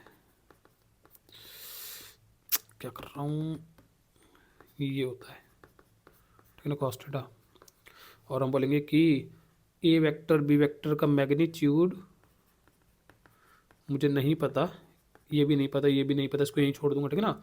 कॉस थीटा को नीचे ले जाऊंगा, ऐसे कर देंगे, कॉस थीटा को नीचे ले जाएंगे, ठीक है ना। तो हम बोलेंगे A vector magnitude into B vector magnitude all equal to है ए डॉट बी, जो कि उसने खुद बोल रखा है हाफ है, ठीक है ना, बटे में कॉस थीटा कॉस 60, ठीक है ना। कॉस 60 का वैल्यू क्या आता है, कॉस 60 का वैल्यू भी हाफ ही आता है, तो कट पटा के 1 बन गया, ठीक है। So A vector magnitude into B vector magnitude 1 बन गया। A vector B vector magnitude बराबर है, उसने बोला था, तो A vector magnitude into B vector magnitude कह सकता हूँ इसको, ठीक है ना, क्योंकि A vector B vector magnitude बराबर है, तो दैट इज इक्वल्स टू 1। तो ए वेक्टर एक के मैग्नीट्यूड का जो स्क्वायर है वो 1 है, सो ए वेक्टर का जो मैग्नीट्यूड है वो भी 1 है, क्योंकि रूट 1 आएगा जो कि 1 आ जाएगा, ठीक है ना। तो जिसका मतलब ए वेक्टर बी वेक्टर दोनों यूनिट वेक्टर है। हाँ, दोनों को उसने मैग्नीट्यूड 1 दे रखा है, यूनिट वेक्टर है वो। अगला क्वेश्चन नंबर 9 कह रहा है इफ ये दे रखा है, ये वेक्टर एक्स कोई वेक्टर उसके मैग्नीट्यूड, अच्छा उसको निकालना है, ठीक है ना, इस पर क्वेश्चन मार्क है। कह रहा है कि if for a unit vector A, ये क्वेश्चन हमने कर रखा है, एग्जाम्पल में था ऐसा क्वेश्चन, ठीक है ना। माइनस में ए वेक्टर डॉट बाहर दे रखा, तो एक्स इंटू एक्स करके एक्स के मैग्नीट्यूड कैसे आ जाएगा, माइनस में पहले आ जाएगा एक्स प्लस में ए वेक्टर से डॉट प्रोडक्ट और माइनस में एक्स वेक्टर से ए वेक्टर डॉट प्रोडक्ट, समझ गए ना। और फिर आ जाएगा माइनस में ए वेक्टर के मैग्नीट्यूड का square that is equals to 12, ये तो कट जाएगा। एक्स वेक्टर के मैग्नीट्यूड का जो स्क्वायर आ जाएगा प्लस सॉरी माइनस ए वेक्टर को यूनिट वेक्टर बोला था, तो उसका मैग्नीट्यूड 1 आएगा, 1 का स्क्वायर 1 आएगा, ठीक है ना, that is equals to 12। X vector का magnitude equal to 13 square equal to 13, तो एक्स वेक्टर का मैग्नीट्यूड इक्वल टू √13, ठीक है, ये आंसर है। क्वेश्चन नंबर 10 कह रहा है इफ ए वेक्टर इतना बी वेक्टर इतना और सी वेक्टर इतना such that and A vector B vector and C vector are such that A plus में lambda B is perpendicular to C. कह रहा है ए प्लस में लैम्डा बी वेक्टर सी के perpendicular है, अगर वो सी के परपेंडिकुलर है तो उसका सी वेक्टर से डॉट प्रोडक्ट करने पे आंसर 0 होना चाहिए, समझ गए ना। उसने बोला ए प्लस लैम्डा बी सी का परपेंडिकुलर है, तो हम बोलेंगे उसका डॉट प्रोडक्ट करके 0 होना चाहिए। और इसको क्या सॉल्व करेंगे, इसको इससे so A vector dot C vector plus में lambda B vector dot C vector, समझ गए ना। और वही लैम्डा को बाद में कर लेंगे, पहले इन दोनों का डॉट प्रोडक्ट कर लेंगे, दैट इक्वल टू 0 हमारे को पता है, ठीक है। उसने ए वेक्टर बी वेक्टर और सी वेक्टर आपको दे रखे हैं, और हम बोलेंगे A vector B vector C vector को डॉट प्रोडक्ट निकालो, तो ए से सी का आंसर आ जाएगा 3 दूनी 6 plus 2 plus 0 that is equal to 8। B vector का सी वेक्टर डॉट प्रोडक्ट निकालूँ तो वो आ जाएगा आपका माइनस का 3 प्लस का 2 और plus 0 that is equal to -1।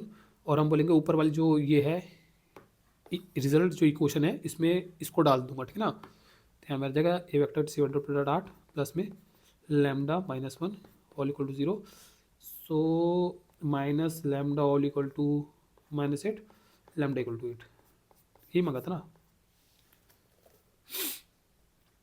ठीक है, सही आ रहा है, ठीक है। आगे बढ़ते हैं क्वेश्चन नंबर 11 कह रहा है कि शो दैट ए वेक्टर का मैग्नीट्यूड इनटू में बी वेक्टर, ए वेक्टर का मैग्नीट्यूड लेना है, उसको वेक्टर मतलब नंबर आएगा, ठीक है ना, उसको बी वेक्टर से मल्टीप्लाई कर देना है। एक नंबर को वेक्टर से कैसे मल्टीप्लाई करते पता ही है, ठीक है ना, वो कॉम्पोनेंट फॉर्म में वो नंबर 2 सबसे मल्टीप्लाई कर देते हैं। समझे इस बात का क्या मतलब है, ए वेक्टर का मैग्नीट्यूड इंटू बी वेक्टर। आगे क्वेश्चन में कह रहा है प्लस बी वेक्टर का मैग्नीट्यूड इंटू ए वेक्टर, तो ये कह रहा है, ठीक है ना, कह रहा है इस परपेंडिकुलर टू, ये परपेंडिकुलर है, अब परपेंडिकुलर बता रहा है जिस भी चीज़ की मैं बोलूँगा उसके साथ इसका जो डॉट प्रोडक्ट है ऊपर वाली की तरह,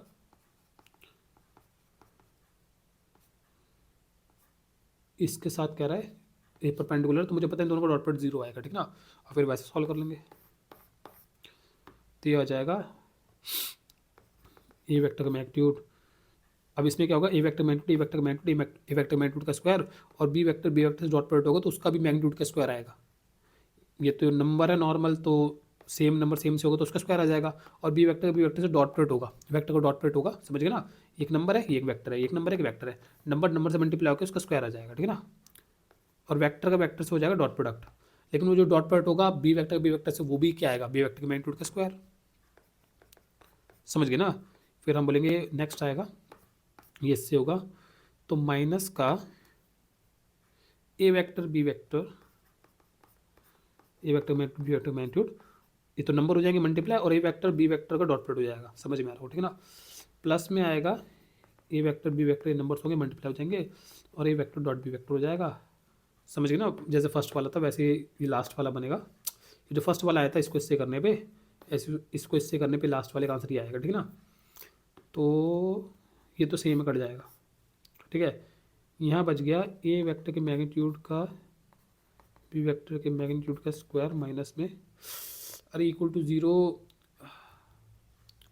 पहले से पुट मत करना, ही कर देना, पहले से पुट कर देना, क्योंकि बोलना कि भाई अगर वो एक दूसरे के परपेंडिकुलर तो 0 होना चाहिए। और या फिर मत करना, ऐसे कर देना कि पहले वैल्यू निकाल देना डॉट पुट करके क्या आता है। तो वैल्यू निकाल रहे हैं हम डॉट पुट करके, तो ये इसका स्क्वायर और ये 0 आ रहा है। तो फिर क्या देना, क्योंकि डॉट पुट 0 आ रहा है तो इन दोनों का डॉट पुट 0 आ रहा है, इन दोनों का। तो बोल देना कि वो दो वेक्टर्स होंगे, ये एक वेक्टर होगा एक वेक्टर होगा, समझ गए ना। Vector B into a number, vector A into a number, और फिर उन दोनों वेक्टर को ऐड कर रहे हैं तो इट्स वेक्टर, ठीक है ना। ऐसे ये भी एक वेक्टर है, तो ये जो दो वेक्टर है इन दोनों वेक्टर को डॉट प्रोडक्ट करके 0 आ रहा है। सो हमें बोलना है कि भाई ये दोनों परपेंडिकुलर होंगे, समझ गए ना। क्वेश्चन नंबर 12 है, इफ ए वेक्टर को डॉट प्रोडक्ट करके आ रहा है 0 और ए वेक्टर का बी वेक्टर से डॉट प्रोडक्ट करके आ रहा है 0, ए वेक्टर का ए वेक्टर से डॉट प्रोडक्ट करके आ रहा है 0, कैसे आ सकता है। हम लेंगे एक वेक्टर का उससे डॉट प्रोडक्ट करके क्या आता है, एक वेक्टर को उससे डॉट प्रोडक्ट करके आता है, ए वेक्टर के मैग्नीट्यूड का स्क्वायर आता है, बेसिकली आता है ना। हमने तो ये सीखा है। हमने अगर ऐसा है कि ए वेक्टर के वेक्टर डॉट प्रोडक्ट करके 0 आ रहा है तो उसका मतलब उसके मैग्नीट्यूड का स्क्वायर 0 आ रहा है, और मैग्नीट्यूड का स्क्वायर 0 आ रहा है मतलब उसका जो मैग्नीट्यूड है वो 0 है। मैग्नीट्यूड का स्क्वायर 0 है मतलब मैग्नीट्यूड 0 है ना, जिसका मतलब ए वेक्टर 0 वेक्टर है, समझ गए। ए वेक्टर के वेक्टर से डॉट प्रोडक्ट करके 0 आ रहा है तो हम ये कह सकते हैं ए वेक्टर एक 0 वेक्टर है। आगे जाके वो कह रहा है कि ए वेक्टर का डॉट प्रोडक्ट करके आ रहा है, ए वेक्टर का बी वेक्टर से डॉट प्रोडक्ट करके 0 आ रहा है, then what can you conclude about the B vector. A vector का बी वेक्टर से डॉट प्रोडक्ट करके भी 0 आ रहा है, तो कह रहा है बी वेक्टर के बारे में क्या कह सकते हो। तो मैं ये वाली बात कह सकता हूँ कि बी वेक्टर एक नॉर्मल वेक्टर होगा, क्योंकि एक नॉर्मल वेक्टर का डॉट प्रोडक्ट करते हैं जब 0 वेक्टर के साथ तो 0 वेक्टर आता है। या ये भी हो सकता है कि बी वेक्टर एक 0 वेक्टर हो, तो बी वेक्टर एक 0 वेक्टर भी हो सकता है जिसका दूसरे 0 वेक्टर से डॉट प्रोडक्ट करके 0 आ रहा है, या बी वेक्टर नॉर्मल वेक्टर भी हो सकता है, नॉन 0 वेक्टर, और उसका एक 0 वेक्टर एक 0 वेक्टर उससे डॉट प्रोडक्ट करके 0 आ रहा है। तो बी के लिए दो बातें कही जा सकती है। आंसर क्या कह रहा है मुझे ये देखना है। कह रहा है B vector can be any vector, any vector कह दिया, एनी वेक्टर मतलब कोई भी वेक्टर हो सकता है, वो 0 भी हो सकता है, वो नॉन 0 भी हो सकता है।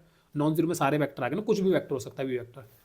तो उसने वैसे बोल दिया B vector can be any vector, लेकिन समझ गए ना, बी वेक्टर 0 वेक्टर भी हो सकता है, बी वेक्टर नॉन 0 वेक्टर भी हो सकता है, तो बी वेक्टर कुछ भी वेक्टर हो सकता है, ठीक ना। क्वेश्चन नंबर 13 है, if A vector B vector C vector are unit vectors such that, आपको ये गिवन है कि A vector plus B vector plus C vector इन तीनों वेक्टर का सम करके 0 वेक्टर आ रहा है।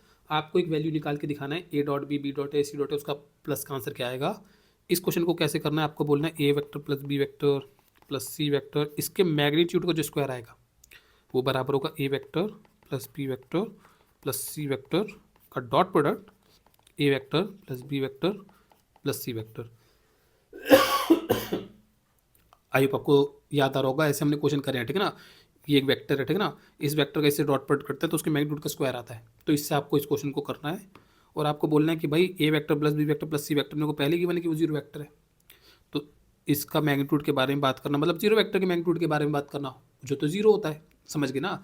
और 0 का स्क्वायर मतलब वो 0 आ जाएगा, समझ गए। और राइट हैंड साइड पे आपका क्या है, इसको कैसे करोगे, इसको इससे इसको इससे इसको इससे, तो आ जाएगा A vector into A vector के मैग्नीट्यूड का square plus A vector dot B vector plus A vector dot C vector plus B vector dot A vector plus B vector dot B vector का B vector से करेंगे, B vector के magnitude का square आ जाएगा, ठीक है ना। और plus B vector dot C vector plus C vector dot A vector plus C vector dot B vector और प्लस सी वेक्टर के मैग्नीट्यूड का स्क्वायर आ जाएगा। अब आपको समझ में आ रहा होगा। और फिर हम बोलेंगे that's equal to A vector का मैग्नीट्यूड उसने बता रखा है 1 है, क्योंकि उसने उसको यूनिट वेक्टर बोला था, ठीक है ना। और बी वेक्टर का भी ये 1 हो जाएगा और ये भी 1 हो जाएगा, तो ये 3 1 1 हो जाएंगे, 1 प्लस ये जो है ये और ए डॉट बी और बी डॉट ए ये सेम ही होता है, ठीक है ना। तो इसको हम लिख देंगे plus 2 A vector dot B vector plus ऐसे ही इस ए सी और सी को लिख देंगे, ठीक है, 2 A vector dot C vector और प्लस ऐसे ही ये तीसरा वाला हो जाएगा जो कि आपका ये बच जाता है बी सी और सी बी, तो आ जाएगा 2 B vector dot C vector, ठीक है ना। और हम बोलेंगे वो बाकी जो दो 1 प्लस 1 आएंगे तो ये टोटल आंसर हो जाता है 3 प्लस इसमें से हम 2 कॉमन ले लेते हैं, तो हो जाएगा A dot B plus B, इसको ऐसे लिख दो A dot B dot C और प्लस सी डॉट ए। समझ में तो आ रहा होगा आपको, ठीक है ना, कि 2 से डॉट प्रोडक्ट, पहले डॉट प्रोडक्ट नंबर होता है ना, तो इससे 2 मल्टीप्लाई हो रहा है, एक नंबर से एक नंबर 2 मल्टीप्लाई हो रहा है, ठीक है ना। तो नंबर के साथ वो जो नंबर कॉमन लेते हैं वैसे ही 2 को कॉमन ले लिया, समझ गए ना। और हम बोलेंगे फिर आंसर क्या आ जाएगा 0, तो ये आ जाएगा -3/2। ये 3 उधर जाके माइनस आएगा, 2 यहाँ पे डिवाइड में चल जाएगा उसके बाद, समझ गए ना। तो ये आंसर आएगा ऑल इक्वल टू ये आपको निकालने को बोला था, A dot B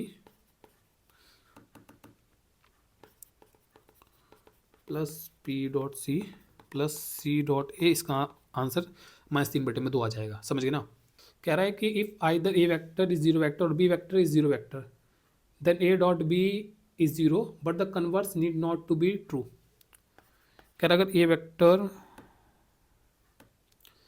equal to 0 vector है और बी वेक्टर 0 वेक्टर है, तो कहता है हमने ये सीखा कि तभी होता है कि A vector B vector dot product जो होता है वो 0 आता है।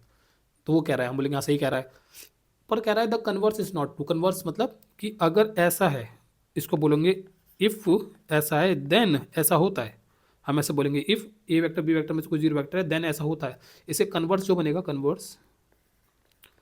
कन्वर्स बनेगा कि if A vector B vector dot पर 0 आ रहा है तो A vector then A vector 0 vector होगा और बी वेक्टर 0 वेक्टर होगा, समझ गए ना। ये होता है तो ये होता है, तो इसका कन्वर्स बनेगा कि अगर ये होता है तो ये होता है। वो कह रहा है नहीं, कन्वर्स ये सही नहीं है, कन्वर्स सही नहीं है, मतलब कि A vector B vector dot product अगर 0 आ रहा है तो A vector B vector 0 vector होगा, इसकी कोई गारंटी नहीं होती। इसमें गारंटी होता है कि A vector B vector 0 vector तो डॉट प्रोडक्ट 0 आएगा, पर इसका कन्वर्स ट्रू नहीं है कि ए वेक्टर बी वेक्टर को डॉट प्रोडक्ट 0 आ रहा है तो दोनों में से एक 0 वेक्टर होगा। क्योंकि हमें पता है कि ए वेक्टर और बी वेक्टर को डॉट प्रोडक्ट 0 आता है जब ए वेक्टर बी वेक्टर के परपेंडिकुलर वेक्टर होते हैं, आता है 0, समझ गए ना। ए वेक्टर बी वेक्टर को डॉट प्रोडक्ट जो आता है वो 0 आता है जब वो परपेंडिकुलर वेक्टर होते हैं, दोनों में से एक भी 0 वेक्टर नहीं होता, परपेंडिकुलर होते हैं और डॉट प्रोडक्ट 0 आता है। तो हम बोलेंगे कि ए वेक्टर बी वेक्टर का डॉट प्रोडक्ट अगर 0 आ रहा है तो 2 पॉसिबिलिटीज़ है, देन फर्स्ट ये हो सकता है और सेकंड ये भी हो सकता है that A vector is perpendicular to B vector, समझ गए। मतलब ए वेक्टर बी वेक्टर में से कोई 0 वेक्टर है तो गारंटी से कहा जा सकता है उनको डॉट प्रोडक्ट 0 आएगा, पर ए वेक्टर बी वेक्टर को डॉट प्रोडक्ट अगर 0 आ रहा है तो गारंटी से नहीं कहा जा सकता कि दोनों में से 0 वेक्टर होगा, वो ये वाला केस भी हो सकता है। क्वेश्चन नंबर 14 में वो आगे कह रहा है justify your answer with an example. तो एक एग्जाम्पल भी दे के बताओ। तो एग्जाम्पल के लिए आप ले लो कि एक ए वेक्टर ले लो 2i कैप, समझ गए, बोल दो ये मेरा ए वेक्टर 2i कैप, और एक बोल दो बी वेक्टर है मेरा 2j कैप या 2j कैप या 3k कैप, कुछ भी ले लो, मतलब 2j कैप ले लो 3j कैप ले लो, कुछ भी ले लो, लेकिन जानबूझ के आप ऐसे लो कि एक वेक्टर तो एक्स एक्सिस के ऊपर हो और एक वेक्टर जानबूझ के वाई एक्सिस के ऊपर हो। तो आप जानबूझ के उन वेक्टर को परपेंडिकुलर वेक्टर ले रहे हो, ठीक है ना, परपेंडिकुलर वेक्टर ले लो जानबूझ के, ऐसे एग्जाम्पल ले लो, ठीक है ना।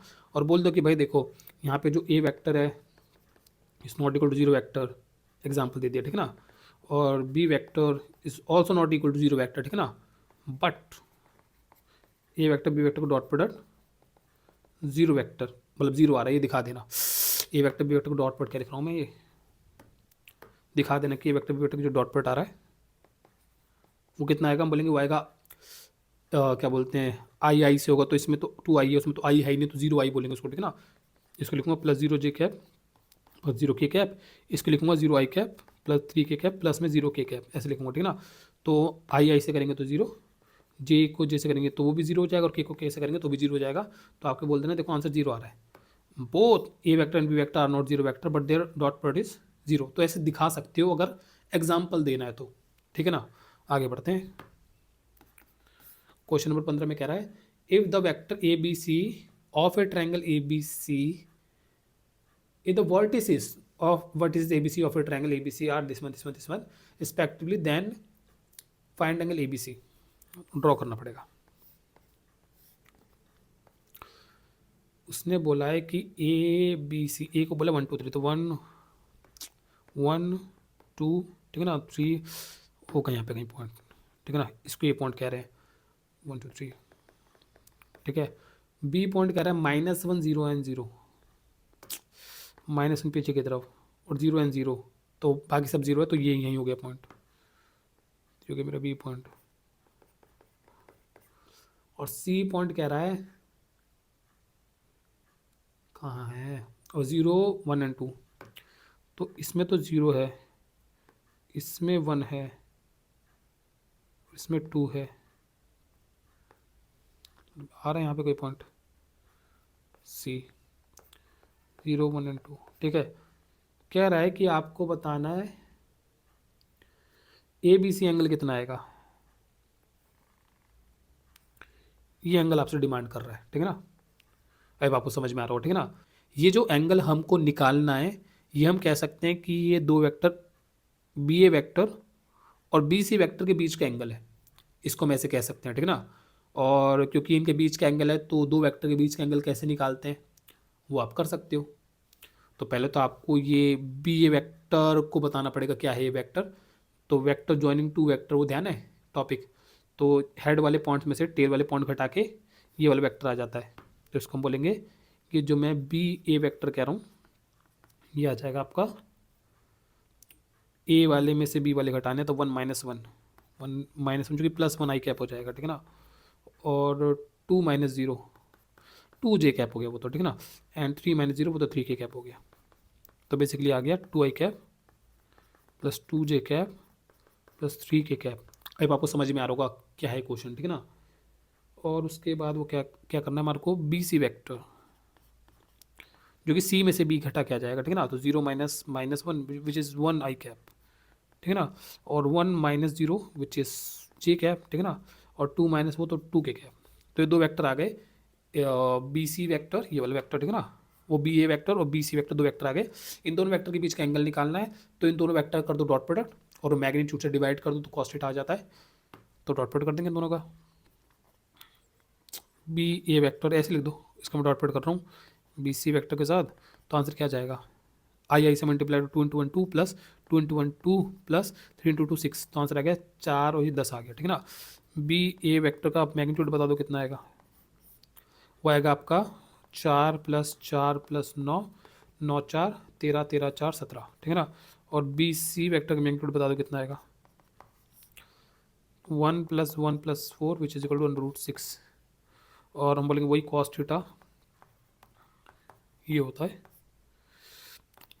मतलब ये लिख देना या फिर ये वाले वेक्टर लिख देना जो है, कॉस थीटा बराबर होगा P A vector dot B C vector का डॉट प्रोडक्ट, क्या कर रहा हूँ मैं, ठीक है ना, इनका डॉट प्रोडक्ट बटे में बी ए वेक्टर का मैग्नीट्यूड बी सी वेक्टर का मैग्नीट्यूड, ठीक है ना।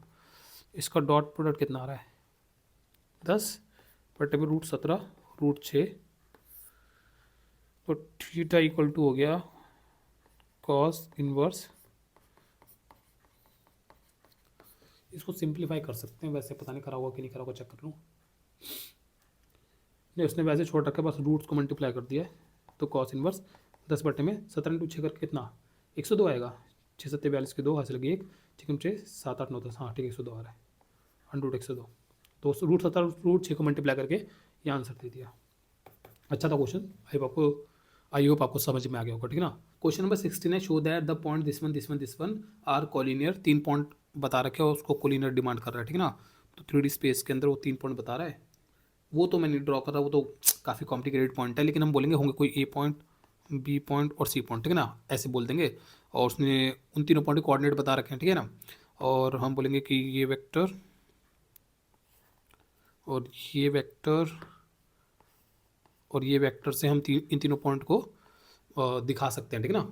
उन पॉइंट के जो कोऑर्डिनेट बता रखे हैं उससे कॉम्पोनेंट फॉर्म आ जाएगी वेक्टर की, ठीक है ना। इस पॉइंट के जो कोऑर्डिनेट बता रखे हैं उससे कॉम्पोनेंट फॉर्म आ जाएगी वेक्टर की, ओ ए ओ बी ओ सी, समझ गए ना। अब आपको समझ में आ रहा होगा। और फिर हम बोलेंगे कि भाई वही करूँगा जो मैंने एग्जाम्पल करा था इस जैसा एक, कि ए बी वेक्टर को जॉइंट करके बी सी वेक्टर को जॉइंट करके और इस ए सी को जॉइंट करके ये जो वेक्टर आएगा इसका सम वो बराबर है, याद है ना, वो दोबारा वो करना। तो हम बोलेंगे कि भाई पहले तो बात करेंगे ओ ए वेक्टर क्या होगा। हम ओ ए वेक्टर हो गया आपका जो उसने पॉइंट दे रखे हैं आई कैप और माइनस के कैप, ऐसे लिखो, ठीक है ना। और फिर निकालो कि ए बी वेक्टर क्या हो जाएगा, वो हो जाएगा आपका O B vector minus O ए वेक्टर, ठीक है ना। और वो हो जाएगा आपको O B vector minus O ए वेक्टर, तो आई कैप। और बी सी वेक्टर निकाल दूंगा जो क्या हो जाएगा ओ सी वेक्टर माइनस में ओ बी वेक्टर, ठीक है। और ए सी वेक्टर निकाल दूंगा, ए सी वैक्टर, ठीक है ना, जो कि आ जाएगा ओ सी माइनस ओ ए, तो ये आ जाएगा आपका। ठीक है, अब आगे बढ़े तो हम बोलेंगे ए बी वैक्टर का मैग्नीट्यूड, ए सी वैक्टर का मैग्नीट्यूड निकाल दो, तीनों का निकाल दो ना, तीनों का निकलेगा तो इसका निकलेगा। तो फिर मैंने बोलता कि सारे रूट को एक जैसा बनाना, तभी आप ये साबित कर पाओगे कि ए सी वैक्टर का मैग्नीट्यूड बराबर है ए बी वैक्टर का magnitude plus B C vector का मैग्नीट्यूड, ठीक है ना।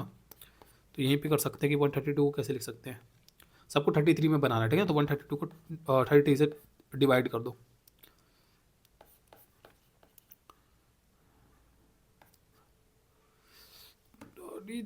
ऐसी की तैसी 33 के कितने पे आएगा, 33 इंटू में आ जाएगा किसी वजह से मेरे ख्याल से 4 पे आ जाएगा, तो 4 3 12 के 2 हाथ से 4 3 12 13, वहाँ 132 आ जा रहा है, समझ गए ना। और ऐसे मतलब ऐसे नहीं करना तो आप वो भी कर सकते हो ना, बच्चे करते हैं 132 2 से कर दिया 66 आ गया, ठीक है ना, फिर 2 से कर दिया 33 आ गया, फिर 33 से 1 ऐसे कर दो, ठीक है ना। तो ये बेसिकली बन जाएगा 2 इंटू 33, जो कि 233 ऐसे बन जाएगा। तो हम साबित कर देंगे यहाँ भी आगे यार रूट 233 वारा 33 रूट 33 36 2 रूट 33 2 रूट 33, तो फिर बोल देना है कि so A B and C are collinear points. आई आपको समझ में आ रहा होगा, ठीक है ना।